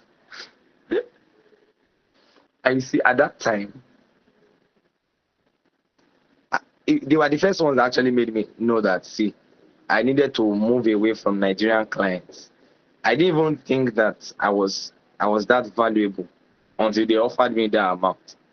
And I'm like, this is a lot.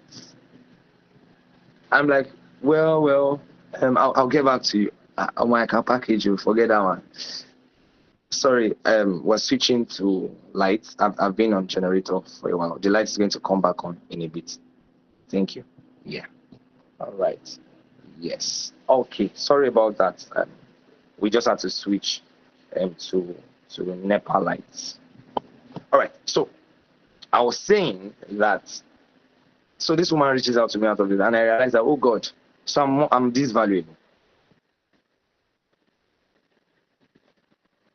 I never knew it up until that time. And the moment I realized it, I took that job. That was November 2021. I still work for them. Yeah.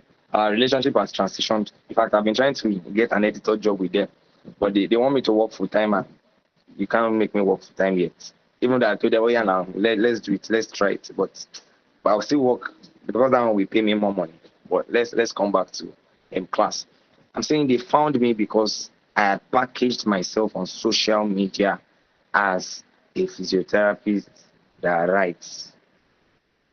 You remember what I said earlier about your unique combination? That was my unique combination. Because they believe in expert writing. They don't believe that anybody can write for them. So if they have bankers that write for them about banking, they have accountants that write for them about things related to accounting. So with them, they like to employ people that are experts in that field because that has a part in Google rankings and all of that.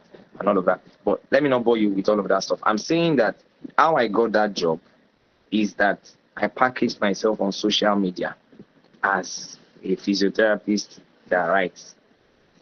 The only thing that we see on social media cannot be that you are Abba's beloved. If you want to make money from your skill, we know that you are Abba's beloved, and it's good. See, I'm saying this carefully because I pastor a church. It is good that you are Abba's beloved, though. I don't have an issue. Abba's baby girl is very beautiful, but you see, you have a skill. If you want to keep your personal account personal, maybe that may be a way for you to go, and then you will have a business profile. But that you will not talk about what you do on social media, you will be in error. You'll be wasting an opportunity that you have. And I'm staying on this social media marketing because I want to believe that every one of us uses social media. But I've seen that a lot of people only use social media for personal purposes. It doesn't work like that. You need to package yourself for the kind of opportunities you want to attract. And I'm going to tell you a simple way to do this. You have a skill, you have a service, search for 5 people. Well, 5 is small, actually. If you want to do it well, 20 is the number I say. But you can start with 10. Search for 10 people that do what you do online and make money from what you do. There you see that whatever it is that they're doing, check their individual profiles, check what they post, check how they post, check the hashtags they use. Go to another person's profile, check what they do, check how they do it, check the hashtags they use. Combine all of that knowledge together, create your own profile, and start doing what they are doing. There is a book I have here. Where is it? I can't see it. Sorry, I have a lot of books. I'm just trying to find it. Still Like an Artist. But that book is Still Like an Artist.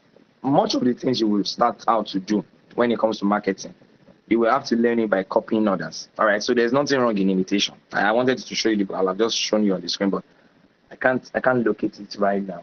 It's a lot. Sorry. It's good to read too. There's a part for that, but it's not today.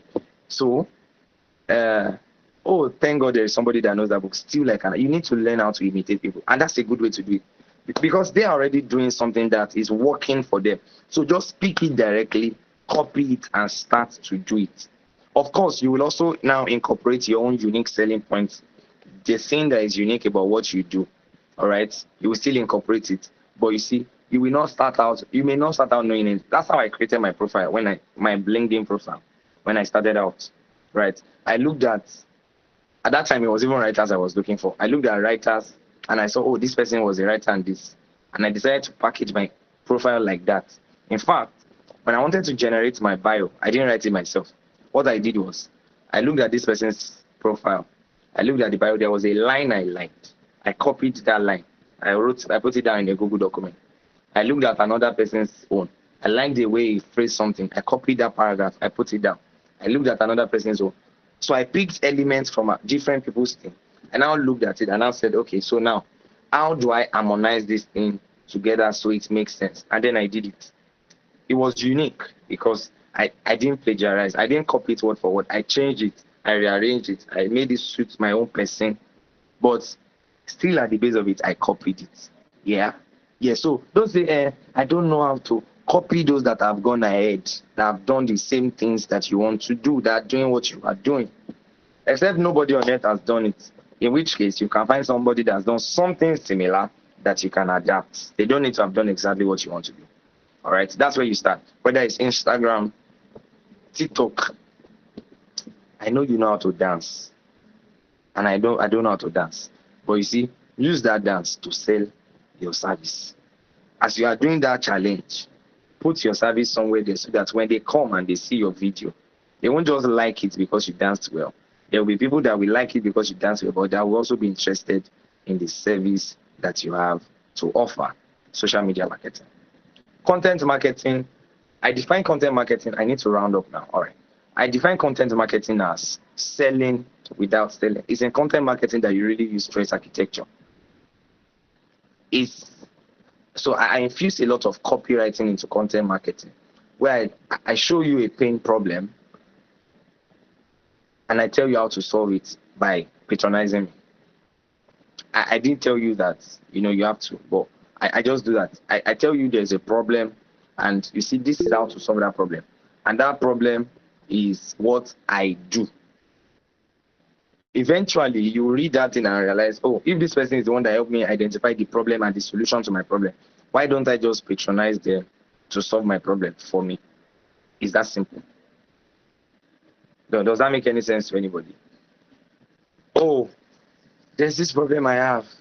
I tell you about the problem.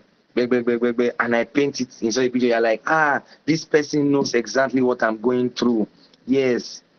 And then I get you to a point where you're like, finally somebody that understands. So, but what do we do? And then I tell you how to solve it. That thing I'm telling you about how to solve it is what I do. And then I just put it there. You know what will happen? You begin to trust me as the person that has the solution to your problem. Right? You begin to follow me because I have the solution to your problem. And eventually, when I put up a service, a product around that thing that is your problem, you are going to come and buy from me. Let me give you an example of how this works in a practical sense. Business owners, small business owners have design needs. Small business owners have design needs. Yes, they are learning how to use Canva. They are learning how to use Canva. And you don't use Canva to design. Your designs are more excellent than that, right? But you're now teaching them how to do this on Canva, how to do that on Canva, how to do this on Canva. I'm trying to bring a practical sense to it. Yeah? Or you're a photographer. You're a photographer and you are teaching people, don't pose like this when you want to take your food pictures. Maybe somebody has a food business. Say, don't put your food like this and take videos of your food like this. Do it like this. Don't pose like this when you want to take your personal pictures or your selfies. Do it like this instead. And the person does it and it makes sense. The person does it and it makes sense. When the person needs a photographer, who do you think they're going to think of first? It's you.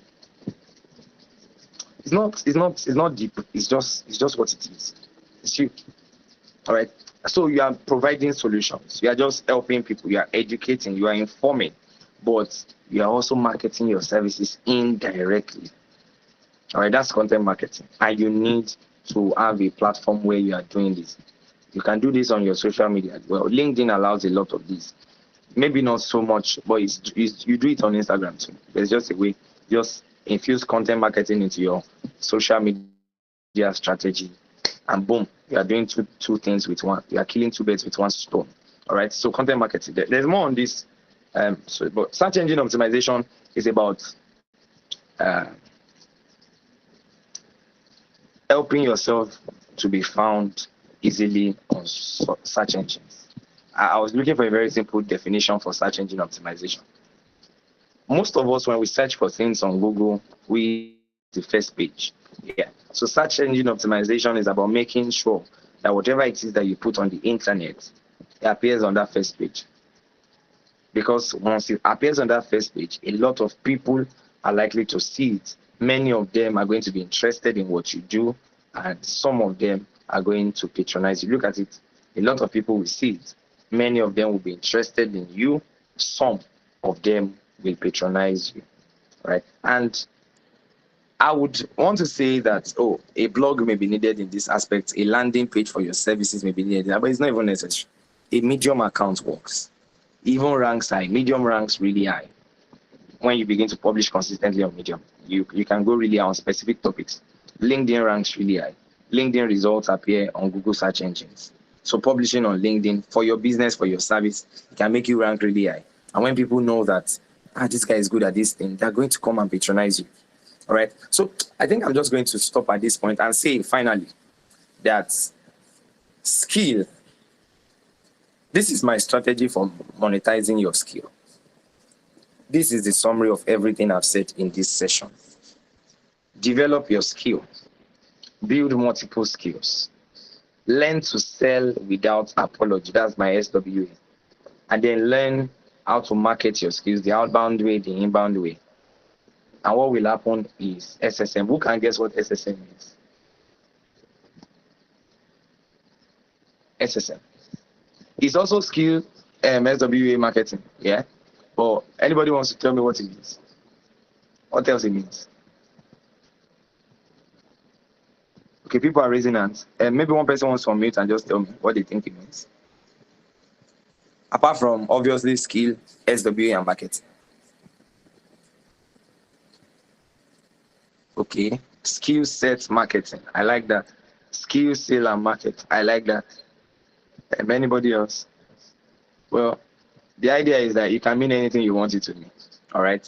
But mine has money. That M is money, but let me not bore you with it. Just know it as SSM.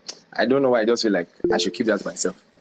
Selling, skill, and marketing. Well, whatever you call it, that is what it is. But you see, the right mix for monetizing your skill is to develop that skill, learn a few more skills around that skill, learn how to sell without apology, be bold about, confident about it, and learn and implement. Don't just learn it, implement outbound marketing and inbound marketing in what you do. I'm going to say thank you for listening.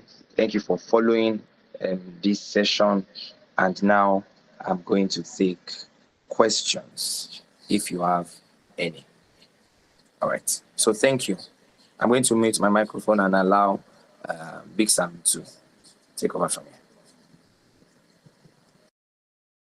Thank you so much, Mr. Femi. Thank you so much. Please, can we give him a round of applause?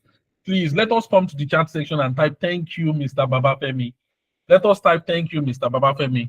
Mr. Baba Femi, please, if you can display your website, please display your website. If you can just pull up your website real quick and display your website, definitions by adebajo.com. If you can copy the link and put it in the chat section here so that people can see and follow you on your website. All right. If you can drop your social media account so that people can follow you as well. Oh, thank you so much for the amazing section. I've learned a whole lot. In fact, some things is like you were shooting direct arrow at my situation.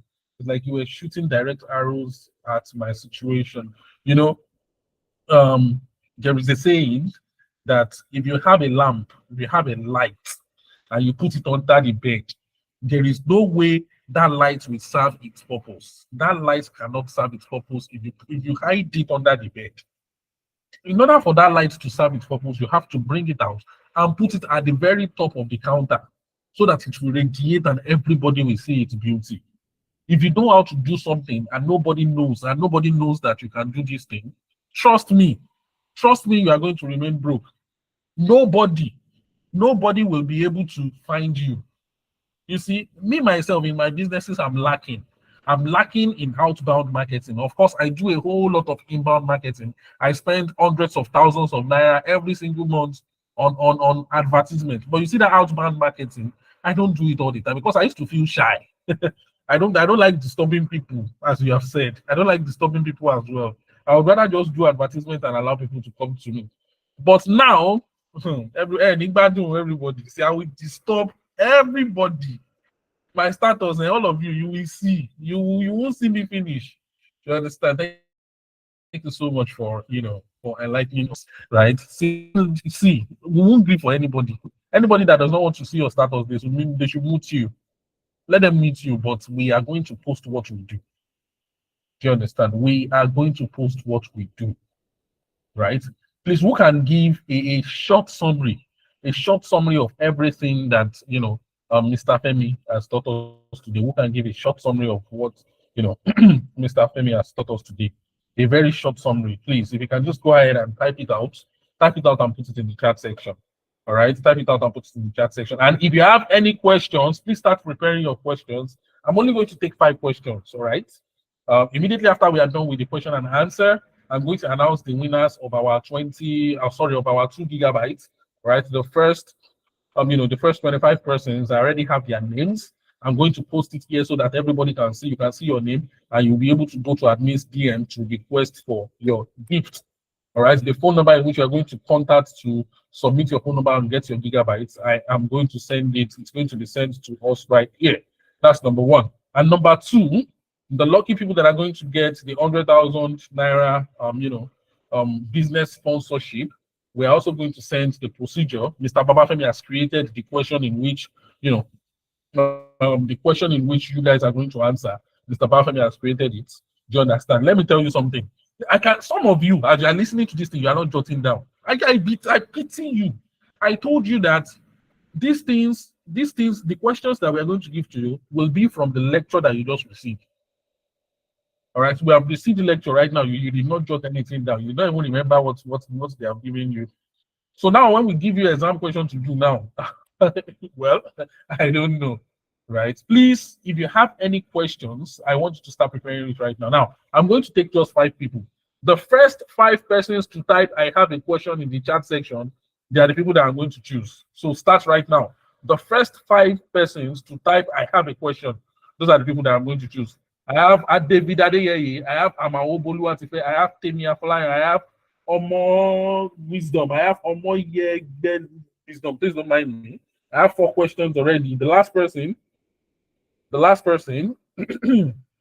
I have Stephanie Chika.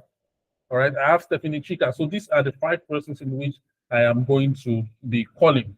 All right, so you are going to unmute your microphone and you are going to talk to me. You understand? So I'm going to be giving you opportunity to unmute your microphone right now.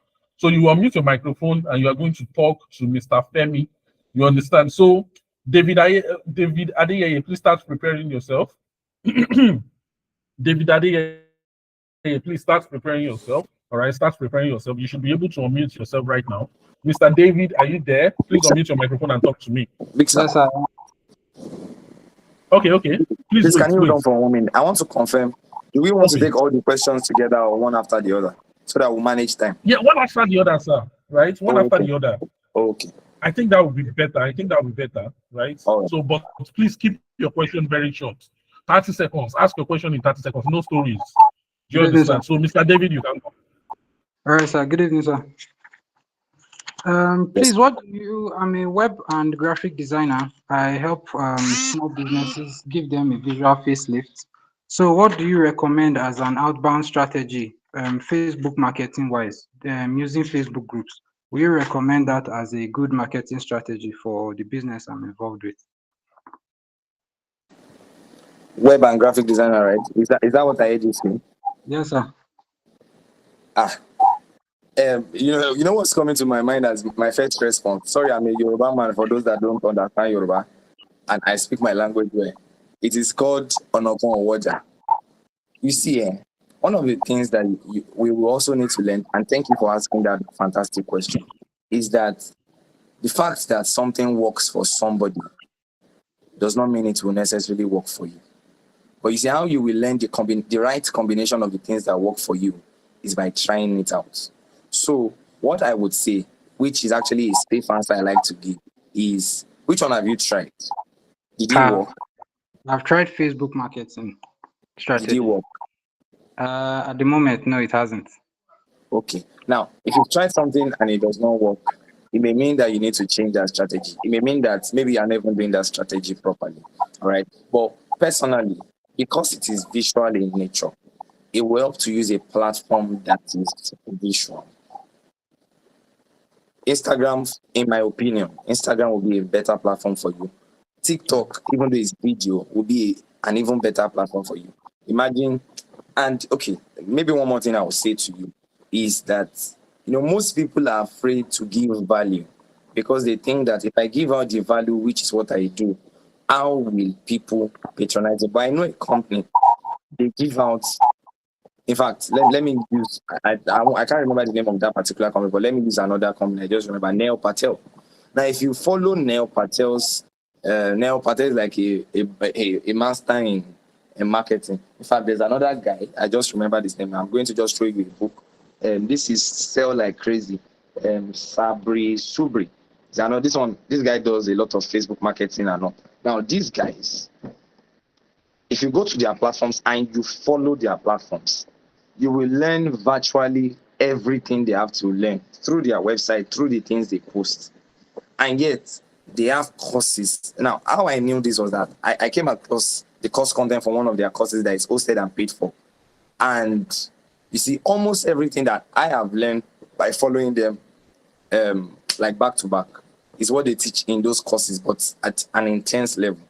Now, what they do is they give complete value to you. They give you so much value that when they tell you that, see, I have a course on this same thing I've been telling you, and this course is just going to be for a limited time, and I'm going to charge you $599.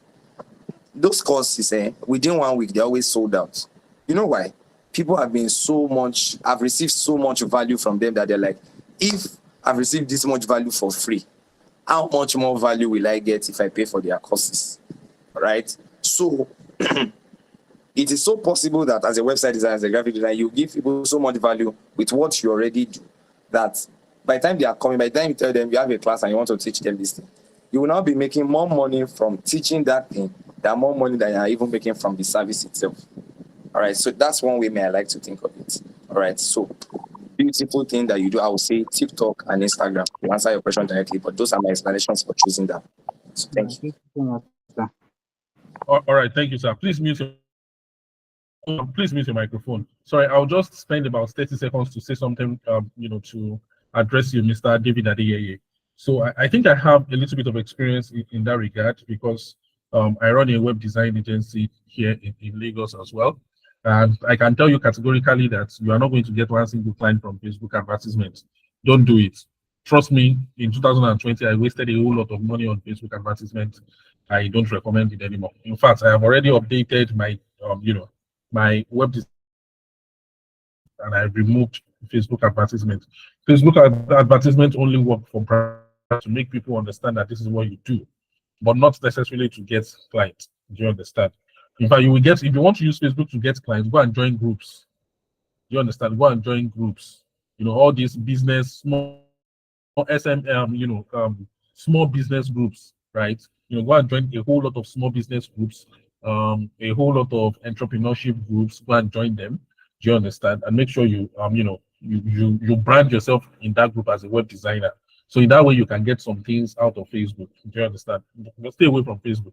Instagram is even better. Instagram is better for you to post your portfolio, to post the things you have designed, right? Such that when people want to check you out, they can see that, okay, this person is actually doing something. But don't expect it to be a consistent source of getting, of getting clients. See, this thing that I'm telling you what I learned through consistent wastage of money and consistent pain. Do you understand? The only place where you can get consistent clients is via just one platform. Just one platform that has worked for me personally, tested and trusted, is via Google search. Invest in number one, SEO, invest in Google search advertisement. Do you understand? And localize it. Don't say you want to do Google search for entire Nigeria. If you are doing it for entire Nigeria, you are not going to get good results. Do you understand? Do it for your locality. Where do you stay? If you stay in Lagos, around maybe Ajah, only do Google search for Ajah. Number one, you're going to spend less on advertisement because you are localizing it. And when people actually want to meet you, because majority of your clients will want to meet you, you are meeting them online, so they don't trust you. They might want to arrange a physical meeting so that you can meet with them. Do you understand? Invest in SEO. Make sure you have a solid portfolio. Invest in SEO and also invest in Google advertisement. Do you understand? So if you try this in a month and it doesn't work for you, come and slap me. I will slap you back, but then I'm confident in what I'm saying. Do you understand? I've built a multi-million, naira web design agency in Lagos with what I just told you right now. So it works. It works. All right. Congratulations. I mean, because I just caught soup for you. So yeah, let's have our second question. Our second question is Amao Boluwatife. Amao Boluwatife, are you there? Please unmute your microphone and talk to me. Amao Boluwatife, are you there? Is she there? Yes, I'm there, sir. I can't hear you, please. Can you speak up? Okay, very good, very good. You have the floor. Hello? You have the floor, Mr. Amao. You have the floor. Okay, so my question is, how do you market and monetize your skill sets amidst people that are down the price? For example, there's a skill set worth 15,000 naira, but some people would rather call it 2,000, 3,000 just to make the money. And at the end of the day, they do works that are not satisfactory.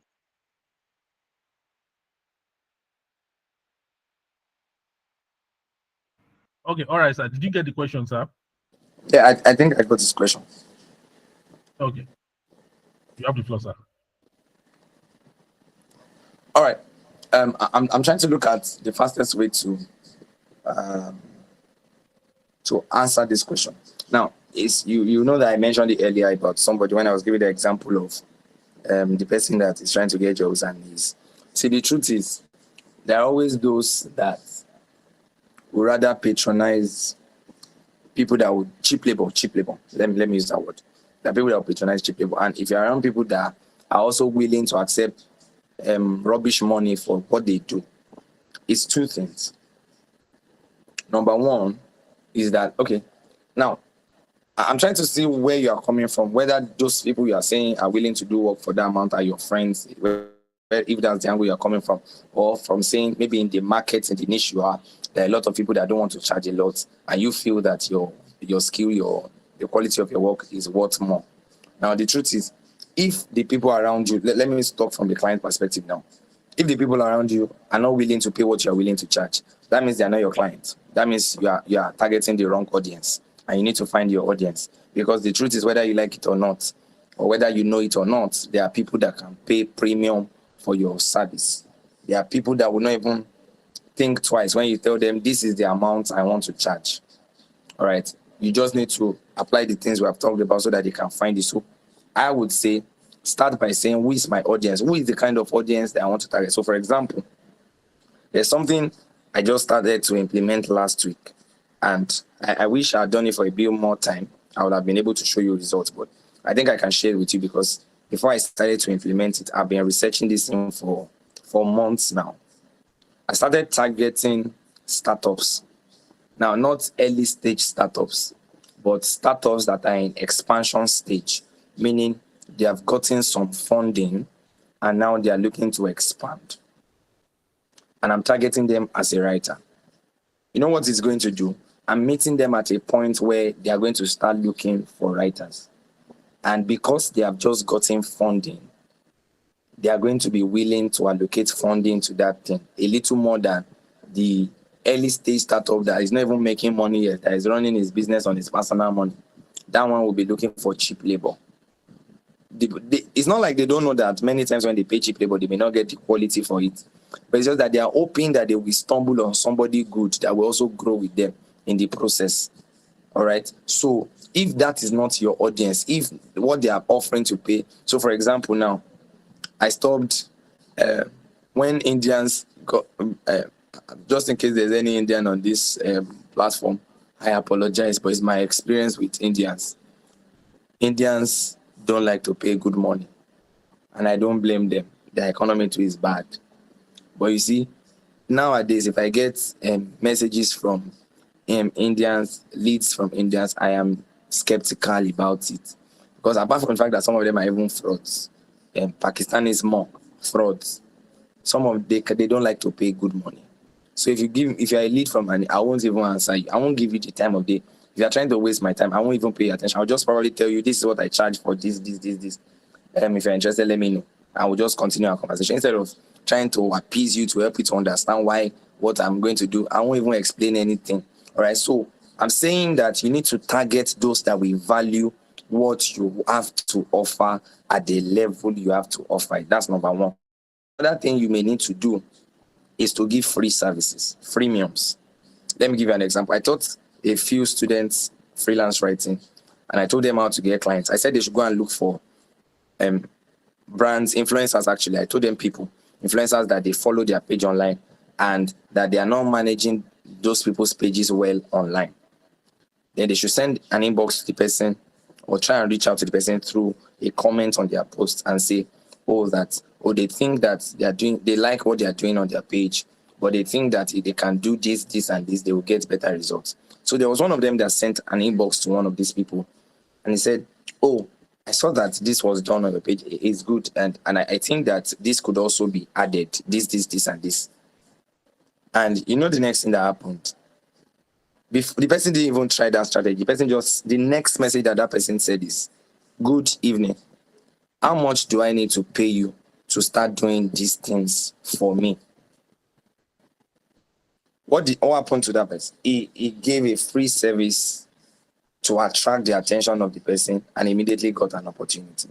All right. So you may need to create your own opportunities for yourself outside of that space where they are underpricing yourself. And sometimes you may need to learn to say no. Don't say because you are trying to survive, you will accept small jobs. You see, those same people that you accept rubbish price from, they are the same ones that will tell others that is the price he charged me. And then that person will not be willing to pay you because, after all, you did this thing for this person at this amount. In fact, sometimes I prefer to do pro bono for people than to charge them rubbish money. I'd rather tell you that I'm just doing this service for you for free. If I was charging you for this service, it is worth this amount. I won't charge you because you can't pay my money. I'd rather you feel like you can't pay my money than you go and be telling people that, that guy, he doesn't even charge much for his design, so you can just pay him 2,000 naira. No, I'd rather do it for you for free. Yeah. So sometimes you need to find your own audience that can pay for you. You may need to offer free value so that you can create opportunities for yourself. And you may need to learn to say no to people that underpay you so that you can focus on finding the people that will pay you. That would be my response. Thank you. Thank you so much. Thank you so much for that response. In fact, it is perfect. It is perfect because most of the time, people like us that we do that we deliver digital services, people want to price you anyhow.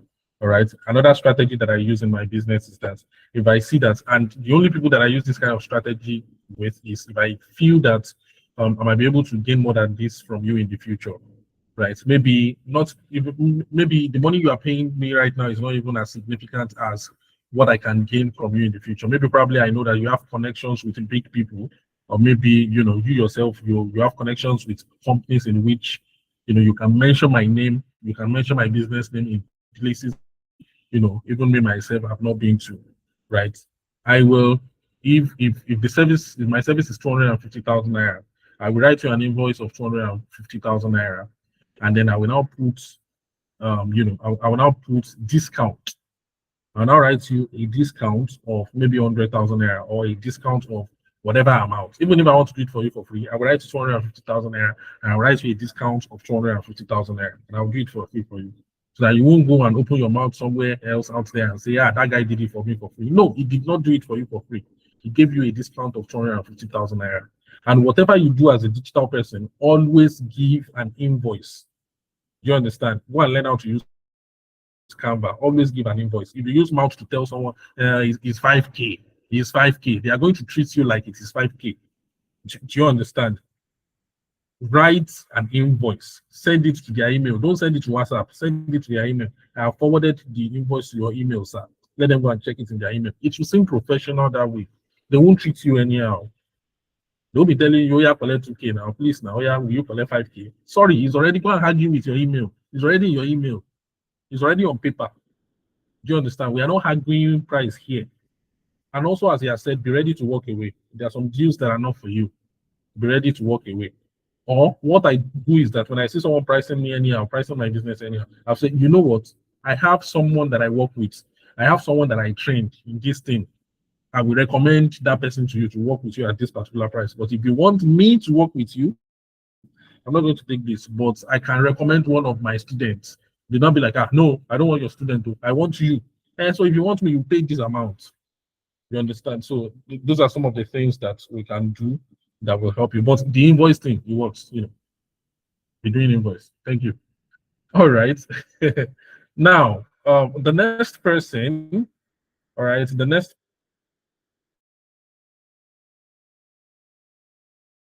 all right, who is the next person? Who is the next person? Who is the next person on our question list? That is Temi Afolayan.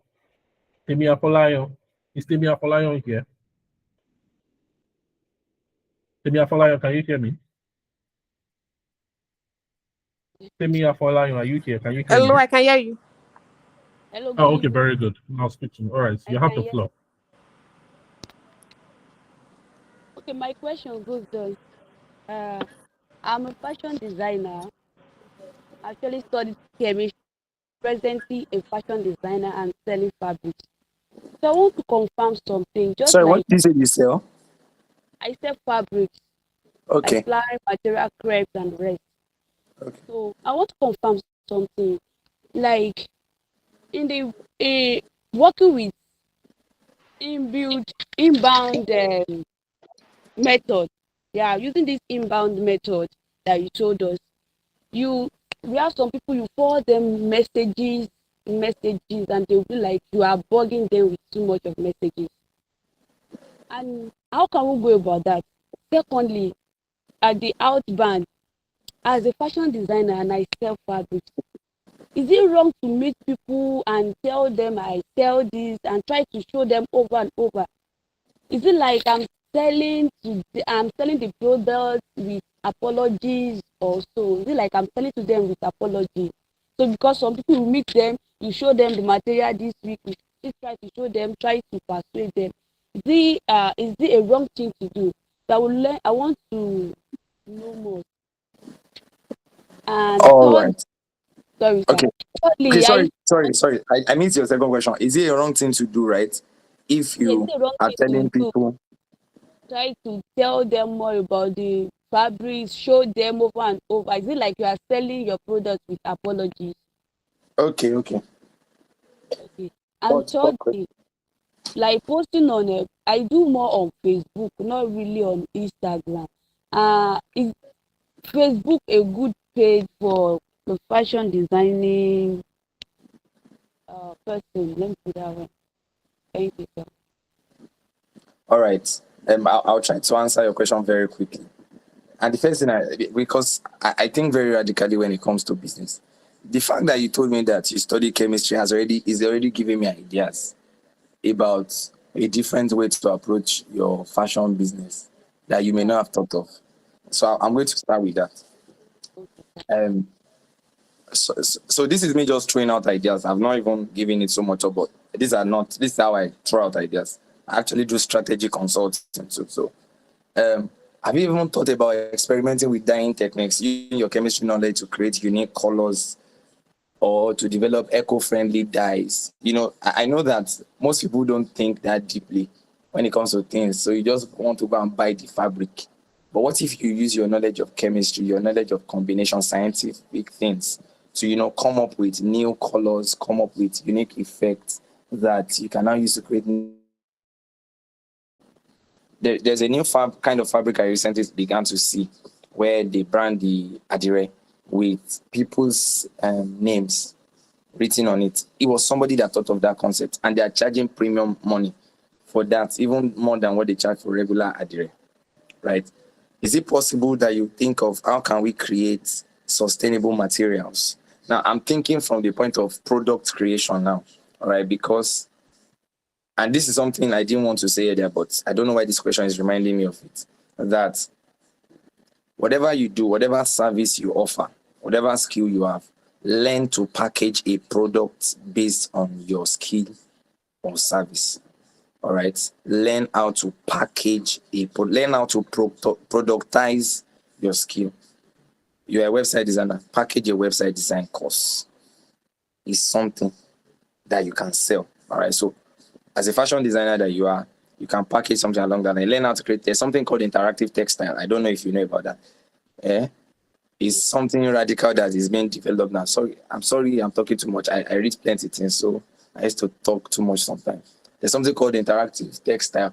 That one, there are textiles, there are designs that have conductive threads. Yeah. So think about all of those things now. Let me now narrow down to your question. I just sorry. I wanted to start from that point because I don't know if you have thought about how chemistry relates to your fashion designing before, but it's something worth thinking about. It's your unique combination and introduces a different flavor to how you approach that thing that nobody else may have. All right. And that's a unique thing for you. But now coming directly to the questions you asked, it's not a wrong thing, no. I'm just going to tell you how can you do outbound, how can you do inbound. Number one, you can connect with fashion bloggers and influencers. You can partner with relevant businesses, okay? You can reach out to stylists, fashion editors. I used to work for a fashion brand. I don't even know if they still exist. Movely, that's their name, movely.com. You can reach out to fashion brands. They were always partnering with fashion designers, all right? You can even go as far as, I used to have a friend then. Sorry, I don't know about. I used to have a friend then. Movely is Mauvelli. Mauvelli. They used to partner with fashion design. I used to have a friend then. She was a fashion designer. And then she started to write about those things. I quit that job. That's the only job I've ever quit in my life because fashion is so not my thing that it was complex. But one of the things I learned that she as a person used to do to even promote her brand was that she used to organize pop-up shows. She used to organize shows, fashion shows, I'm telling you. And she would spend money organizing those shows. Of course, after market survey, you would not do these things without doing market survey. And then she will get clients to say, can you roll out this kind of clothing for us, about 100 pieces, about Kinecon pieces? She will seal major contracts. So she stopped sewing on one client came today. When she took herself to that level, she elevated herself beyond a normal fashion designer. And it was at some point I said to her that, Oga, you don't do like fashion agency, because she was no longer just an ordinary fashion designer. So that's all of those things are outbound. But you could also do paid advertising. I already mentioned that. What else can work? Offer discounts and promotions. People like free things. In this world, free things will always work. Offer free things. Tell people, you'll be surprised that you will tell somebody that come and sew 2 clothes and I'll give you the third one for free. And because of that, they will come back. Yeah. And while you are telling them, I'll give you the third one for free, I've already added a little on the first and the second one. So that you are for free. They already paid for it. You're just coming back. But the fact that this person told us that if we come 3 times and I've come once, I'm going to come again so that I can get the third one for free. It works. Discounts and promotions like Big Sam talked about, it works. If you do local SEO for your business, it will work. All of these things are things directly that can work. All right. But then somebody says you are sending a message to them that it's too much. If they don't want it and they tell you they don't want it, please stop. Respect people's privacy. All right. But those ones that have not complained to you, you can keep sending to them. But you can leave them an option to tell you if they are not comfortable with it so that you don't become a nuisance. Another thing I will talk about is don't just bombard people. Don't now say because you want to tell them about your business. You are all over their faces every time. Like all the people that we talked about that we used to mute, all those people that sell clothes on your status that you have muted. I know a lot of people that have muted those type of people. You see, it's because they think that by posting the same type of clothes every day, I'm necessarily going to buy. No. But if they post different kinds of clothes every day and put a little thing about that clothes, I'm more likely to be interested in their status than they will just post 50 shirts and I'm not going to even click one. All right. So do all of these things. Know when to say I'm sorry and stop, and you'll find your own way in between. Thank you very much, sir. All right. Thank you so much. Thank you so much for that. And I think we have one more question to go, right? Very last question. I think that is Stephanie. I'm not sure. Wisdom. Please. The last person. Who's the last person? Oh yes, I'm the I'm next sorry. I think person. that is wisdom. Hello, that's wisdom. Sorry, wisdom. Yeah, that's wisdom. Sorry. That's Hey, wisdom. hello. Sorry. All right, Miss Wisdom, you have the floor. All right, thank you very much. So thank you to our coach. Thank you to Mr. Sam. I think a very big thank you to Mr. Sam. I've been with him for 2 years now. I think I've really been learning a lot, and we are here again. Now, from what I've learned in his previous classes, I've been trying to implement it, and it's working. Trust me, it's working. But my question now is, number one, in the previous lesson I learned is try to teach people what you've learned. Mr. Sam always say that, teach people what you've learned, teach people what you've learned. But what if you teach people what you've learned and those people are too timid to tell others about what they do? Now, our instructor is saying we should always tell people, like, sell yourself, market yourself. Don't say what's the word now? Like, don't be apologetic about it. But there are some people who are very timid to even talk about what they do. I've met a couple of others and they'll be like, I don't want to walk up to that person and start saying, I sell this, I sell that. So the person will come and say, is it only you that is selling this? So, sometimes I try to encourage them to just market themselves, communicate, just even in conversation, you can just talk about what you do, what you enjoy, and before you know it, you can easily land a prospective client. So now, how would you encourage someone who probably buy your course, study it? I have someone who say, what you gave me is easy. I actually package a digital marketing free ebook, and I gave it out and all that. So much more later, I had to do something regarding it. But he said, reading it is something I've read before, but how will I do it? I said, you have to implement it. He said, but I can't talk to people. I don't want to talk to people. So invariably, I said, there's no way you get the job if you don't want to talk to people. So how do we encourage those kind of people? How do we push them to market themselves? That is number one question.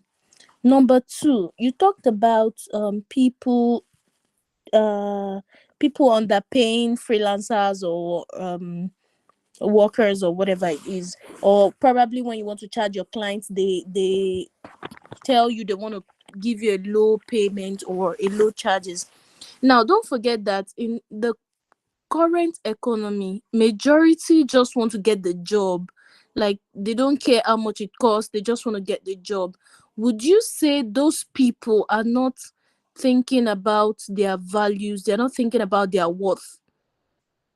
They should go ahead to decline the offer because the payment is too low, or they should take up the offer and also get a better one, like strive to get a better one. Those are my two questions. All right, I'm good. Thank you for that question. I'll start from the second one. Charge what you think you're worth. If you think you're worth 1 naira, I mean, stay there and charge 1 naira. That's actually what I teach people. Charge what you are worth. All right. So there was this person that was working for somebody. They were paying him 1.5 naira, and he really felt that was what he was worth. And then I told them, well, you are worth what you are worth. Is whatever you say you are worth, that's what you are worth. All right. And that moment, he decided to try out for another job, and then decided to pay him 10 naira per word. And then that is coach. It was his writing coach that actually was giving him that job for 1.5 naira per word. That one now came back and now said, oh, sir, I'm sorry, I'm not available. I got a job, and they're paying me 10 naira per word. And then the coach says, what if I pay you 5 naira per word on this job? And so suddenly the guy that was not worth more than 1.5 is now worth 5 naira. You are worth what you are worth, all right? Whatever you say you are worth is what you are worth, all right? There was somebody that took my class. Her name is Oluchi. Fantastic young lady. Oluchi, I gave them a capstone project. They had done it. She had given me a result. And I saw the quality of her, right? And I'm like, why are you not pushing for international clients? She says she's afraid. She doesn't think you can do it well. I said, well, as long as you think you can't do it well, you will not do it well. All right, that's how it works. And then that same month, we did some things. She got a contract with the federal government to come and train these people doing this. There's this project that federal government did for 3 months. She not only managed their social media for them for that 3 months, they kept her on as a consultant for them. Now, even after sealing that kind of job, they paid her 500,000 per month. This was last year or late 20? It was late 2022. Yeah. Now, this same person, after she still got a federal government contract, I said, Oluchi, would you apply for these international jobs now? She still does not believe that she can earn in dollars. See, as long as she thinks like that, the first time she tried, because I forced her to do it, do you know she messed up? I saw the work she did. I said, this is not your work. You know why? That thing becomes a foundation that affects your output. All right. So if somebody is not does not think they are worth charging more, please don't force them to charge more. I've learned that now. Let them stay with what they are until they are comfortable charging more. Number two, if you are just starting out, why would you want to start from where you are charging big? At that level, they expect that you know what you are doing, and it won't even give you an opportunity to learn. So I actually say, be willing to start small, but don't stay small. That's the idea. You must be able to track and say, oh, I started from here, but now I've gone here, I've gone here, I've gone here, I've gone here. Don't cut yourself. Don't say that, oh, this is the limit, but don't also be afraid to start small. There are jobs that I've taken before now that I took those jobs, not even because of how much they pay. Sometimes, and this is the business side of things now. Look at Big Sam saying that there are some people he gives discount to because he knows that these people can mention my name in places where I cannot reach. That's business sense. So this job gives me visibility, but they don't pay well. And I know they don't pay well. And I stay on that job that does not pay well just because I know that a lot of people will see my writing on that website. And I actually got more jobs that paid me well, that paid me more than that company was paying me. That company is in Malta. That paid me more than that company was paying me. And I was still working with that company for the visibility. So for that time, I was not working with them for the money they could pay. I was working with them for the visibility. That's business sense. That's where you put in when I say skill is not enough. You need to learn business acumen. So those are the things I would say about that. Then about the other one where you said they are not bold. If you are not bold, but okay, if your students are not bold, it's opportunity for you. Package a course for them that teaches them how to be bold and confident. it's more work for you, more opportunity for you. If you package a product now and you test that product and you are sure that after somebody goes through that training, they will come out bold, able to face people and to see the things that they can do, then you are turning the problem that they have into something that can also earn you money apart from what you already teach them. But another thing is teach them how to start from safe environments, from their friends, from their family. All right. Everybody that learns within a safe space is able to take bigger steps in places where they don't know people. All right. Share your own stories with them. It will help them, it will encourage them. And I think those are the things that will mentorship. This is where mentorship also comes in. The kind of mentorship you give the people that you train also affects how they go about their business. So we also need to call you to question. So those are my answers to you. Thank you very much, Mr. Babafemi. Yeah, thank you so much for the question, right? Wisdom, Omoluyegbe, she has been a bona fide member of Nova University for a long time. And yeah, thank you for joining our webinar today. So this is where we are going to stop for questions. Please, if you have further questions, do well to, you can type them out and send them to the chat section. Mr. Babafemi will be in the chat section answering and replying questions. All right, please just type out your questions in the chat section. Mr. Babafemi will respond to you. All right, and also Mr. Babafemi will be dropping his website link, his social media accounts. Should you want to connect with him later, please do that. Now, the next thing I want to do right now is I'm going to be sending the names of people that actually won our 2 gigabytes. All right, I'm going to be sending it to the chat section. So if you see your name, please do well to contact admin. The admin will drop, we're going to drop admin's phone number here as well. It's a WhatsApp number. You can also, chat admin over there to claim your gifts. You understand? So congratulations to you guys, right? Congratulations to you guys. And immediately after the vote of thanks, we're going to have vote of thanks from our, from the general director, from the international director of, VAHAL Foundation. We're going to have a vote of thanks very soon. Immediately after the vote of thanks, I'm going to be sending you the link because we've prepared a special link for you. The link for you to, because the questions that we've prepared a question that will allow you to win that 100,000. All right, I'm going to share the link here and I will share it on our WhatsApp link as well. So click the link and you are going to download that question and you'll be able to, the instructions on how to go about it is already there. All right, instructions on how to go about it is already there. Please, you can go ahead and, if you still have further questions, type your questions. Now, the names of people who have, who have gotten our gift, I'm going to be posting it very soon, right? So I'm going to be posting it very soon. I'm going to be posting it very soon, right? Please give me a while. Okay, very good. Awesome. I'm going to be posting it very soon. If you see your name, in the chat section, right, congratulations to you. All right. If you see your name in the chat section right now, congratulations to you. Do you understand? Right. Congratulations to you. Admin, please, can you help me drop these names on the Facebook? Sorry, on our WhatsApp group as well. Drop these names on our WhatsApp group as well. All right. Okay. Someone has a question from YouTube. Some people are following us from YouTube. Mr. Femi, please, I need to, I need to write out, I need to call out this question. So someone said on YouTube, they're following us directly live on YouTube. Where do I begin from? Where do I begin from to start my career in writing? I want to start a career in writing. Where do you suggest I start from? So that question is from Stephen Ademoye from YouTube. Thank you. I will allow you to answer that real quick. All right. Thank you, Big Sam. Before I answer that question, I saw a lot of people indicating earlier that they wanted to ask questions. I think maybe what we can just do is, maybe since there's a WhatsApp page, they could just drop the questions there. Then you forward to me. I'll just type responses to them as soon as I can. So sorry, before you do, admin, please, can you help me open the WhatsApp group so that everybody can type? So that anybody that wants to type question can type question there. All right? Admin, please open the WhatsApp group so that people can type. So that we don't keep this call for longer than necessary. We don't have to answer it now. Abi? That's what I'm thinking. Okay, yeah, no problem. No problem, sir. All right. But so where do you start your writing career from? Start from where you are. Start from where you are. Start with what you know. I don't know if it is that you already have the skill, and what you are saying when you say where do I start is where do I start making money from?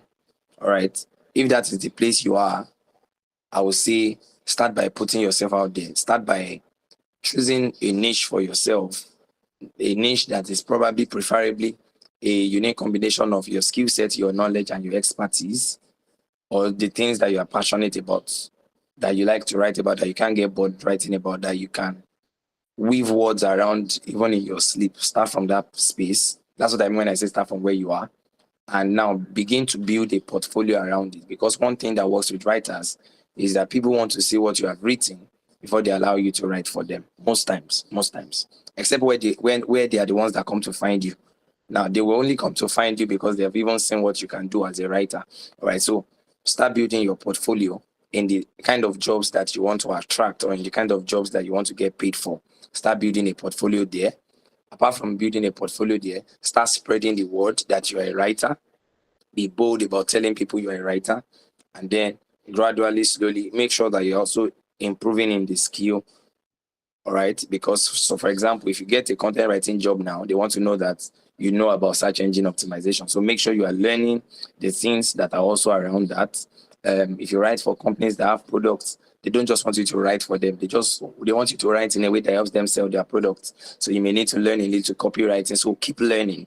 That's another place. That's what I mean when I say start from where you are. And then proactively start applying. Okay, I can also see that you can start by doing internships.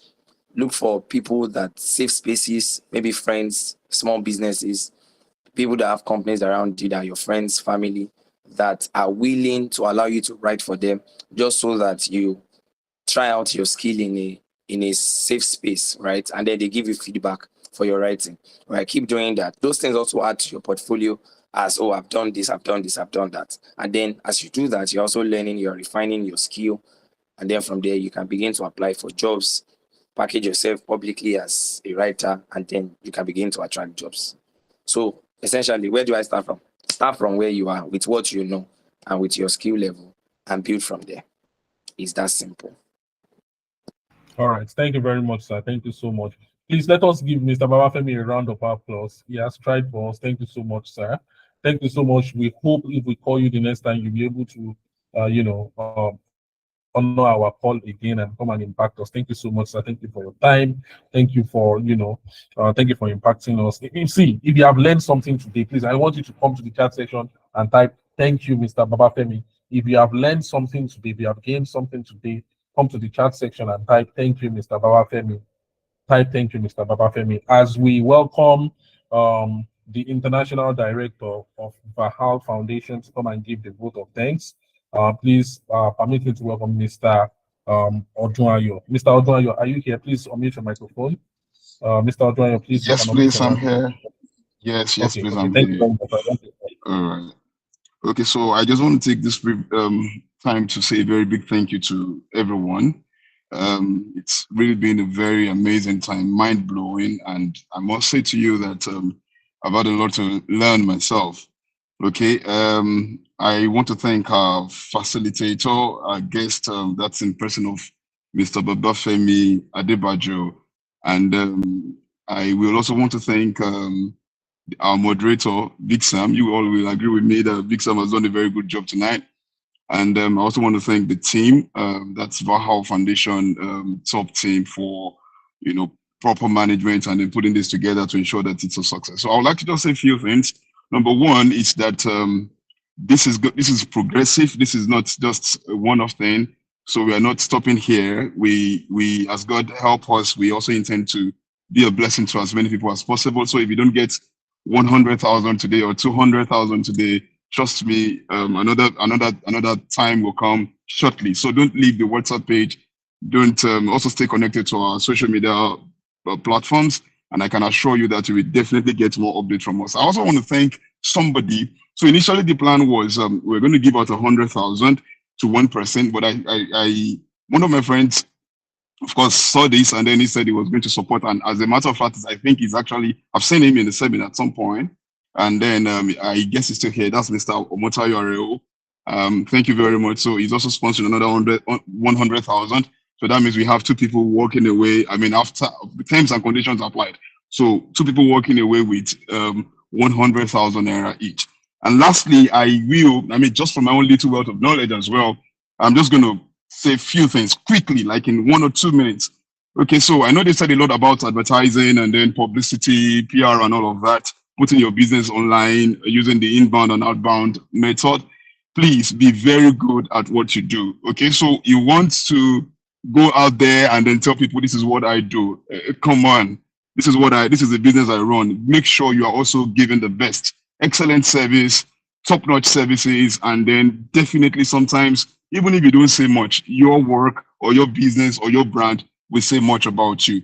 Okay, so another thing is you should also learn to leverage, take the power of leverage into action, leverage on other people's ideas. Sometimes you have ideas and you don't have money to execute them. Please, and that's something that helped me over time. Sometimes you have money, you don't have ideas. So leverage on partnership, leverage to talk. Don't come up with this mindset of, okay, fine, I want to do this business and I want to earn all of the profit, 100% profit. Excuse me, sometimes 20%, 30%, 40% profit is a lot better sometimes than not even having anything at all or just having zero, at the end of the day. So while Mr. Baba Femi was addressing us, and a principle came to my mind, and I'm just going to say this up. It's fresh, is not out there yet, and I called it a job principle, like job, JOOP, and it is Joseph out of prison principle. And what was that principle? Of course, God helped him. God raised him. Sorry, I'm a believer, so I might be talking this way. God raised him, God helped him, and God opened door for him. But there was one thing Joseph did. After solving the butler's problem, he told him, please don't forget me. Remember to, just remember me in the prison. And the guy went out there and then told Pharaoh about him at some point. So when you solve people's problem, when they are happy, whether free service or paid service, when they are happy and you're sure they're happy, please don't forget to tell them again that please do not forget to refer me. It's important. Sometimes when some people some things come in some people's mind, you see them say, I forgot to mention you. I would have referred you at some point or the other. Please don't ever stop telling people about what you do, and don't miss this principle, job. Joseph out of prison principle. Thank you, everyone. God bless you. Have a fabulous night rest. God bless everybody. God bless VAHAL Foundation. Thank you and good night. A round of applause for our international coordinator. Thank you very much. For our international director, thank you, Mr. Odunayo. God bless you, sir. Thank you so much. Thank you so much. Please give him a round of applause. So we're rounding up, right? We're rounding up already. And I want to tell you something. I just received a message from in my DM right now. We are asked that everybody should remain on our group. Remember, everybody should remain on our group. I was just told that we are going to be having another webinar like this, and we are going to be having more sponsorship funds. We are going to be having more sponsorship funds. Thank you so much. God bless you, VAHAL Foundation. In fact, Mr. I go apply. I go apply. So thank you so much. Thank you so much. Now, to the to the main thing, I'm going to be sharing a link right now, right? I'm going to be sharing a link to, I'm going to share it on WhatsApp, and I'm going to share it here. Please, all the questions on that document, you can find the answer from what we have been taught today. That is one thing I can assure you. All right, there are some practical things that you are going to do, but all the questions that are there, all right, you can find the answer, and and the answer and the guideline on how to solve it. You can find it on what we have done today. So I'm going to be sharing it very soon. And also the recording of this class is available. All right, we are going to make the recording available on our YouTube channel. Make sure you subscribe to our YouTube channel. Admin will send the YouTube channel to our WhatsApp group right now. Make sure you go and follow. Admin, please send it to our WhatsApp group right now. Admin is sending it right now. Go and subscribe to that YouTube channel so that when we post this video, you'll be able to receive the notification and you'll be able to have access. Sustenance said, I didn't hear. It is breaking. I hope you can hear my voice. Can everybody hear me? I hope everybody can hear me. We are going to be sharing that link right now. I will be sharing that link right now. All right. I'm sharing that link right now. Please give me a while. I'm sharing that link soon. All right. I will be sharing the link soon. All right. Okay. Beautiful. Beautiful. Here is the link. That is the link. Please go ahead and take advantage of it. Please go ahead and take advantage of it. It has been sent to our group as well. All right. Thank you so much, everyone. Thank you so much for joining. God bless you. I think this is a very good time to. Oh, yeah. Before we go, there's one thing that I like to do before we go. We should have one more vote of thanks, please. Out of everybody on this call, I want one person to say a word of thank you to VAHAL Foundation. I want one person to give us a word of thank you to VAHAL Foundation and to our facilitator, Mr. Babafemi. Please, who wants to volunteer? Who wants to volunteer? If you want to volunteer, please just tell me in the chat section so that I will call on you. Who wants to volunteer? Who wants to volunteer? Please type in the chat section, I want to volunteer, and I will call on you. Type in the chat section, I want to volunteer. Type in the chat section, I want to volunteer. Okay, so I can see the first person that I see is Abidemi Akintunde. Abidemi Akintunde, please can you unmute your microphone and talk to me? Abidemi. Yes. Hello. Good evening. You have the floor. All right. Thank you very much. I would like to appreciate all the facilitators, and I would like to appreciate our dear speaker, Mr. Babafemi. So, at first, when I signed up for this, I didn't know I'll be getting this much wealth of knowledge. So, I've been someone that have been involved in marketing for a while. But then this had been, it has opened my eyes to a whole lot of things. So I want to first thank VAHAL Foundation for bringing up this initiative to actually change our life. These are things that are worth more than money. It's worth more than money. So I really appreciate you. And also for Mr. Babafemi, thanks for sharing this knowledge with us this night. And I pray that the Lord will increase you more and more in the name of Jesus. And I pray for VAHAL Foundation that as you make it your goal, your pursuit to keep changing lives, I pray that the foundation will also continually bring impact to this society, will be a light in this our dark world, and the light will never go out in Jesus' name. Thank you very much. Thank you so much, Abidemi. God bless you. Thank you so much, Abidemi. God bless you. We really appreciate that. So, on behalf of the International Director of VAHAL Foundation, I hereby close today's webinar. Thank you so much for coming. You can start leaving now. Thank you so much for coming. Thank you so much. Just stay on the group, all right? Stay on the group. Make sure you stay on the group. And also, if you have won the 2 gigabytes, if your name is part of those names that we provided, please make sure you claim your gift. It's very important. The name has been sent to the WhatsApp group. Make sure you claim your gift, though. Make sure you claim your gift. Do you understand? Make sure you claim your gift. So if you are also interested, please, we've already sent the link to the WhatsApp group. We've already sent the link to the WhatsApp group. Right. People are going to win 100,000 naira, and you're also going to win free free access to. You're also going to win free access to, to learn web design. 5 people. We're going to be taking 5 people to win, that opportunity. Thank you so much, everyone. You can start leaving. We are done. We are done. Thank you so much. We are done. You can start leaving. Thank you so much, everyone. Bye bye. Enjoy the rest of your day, everyone.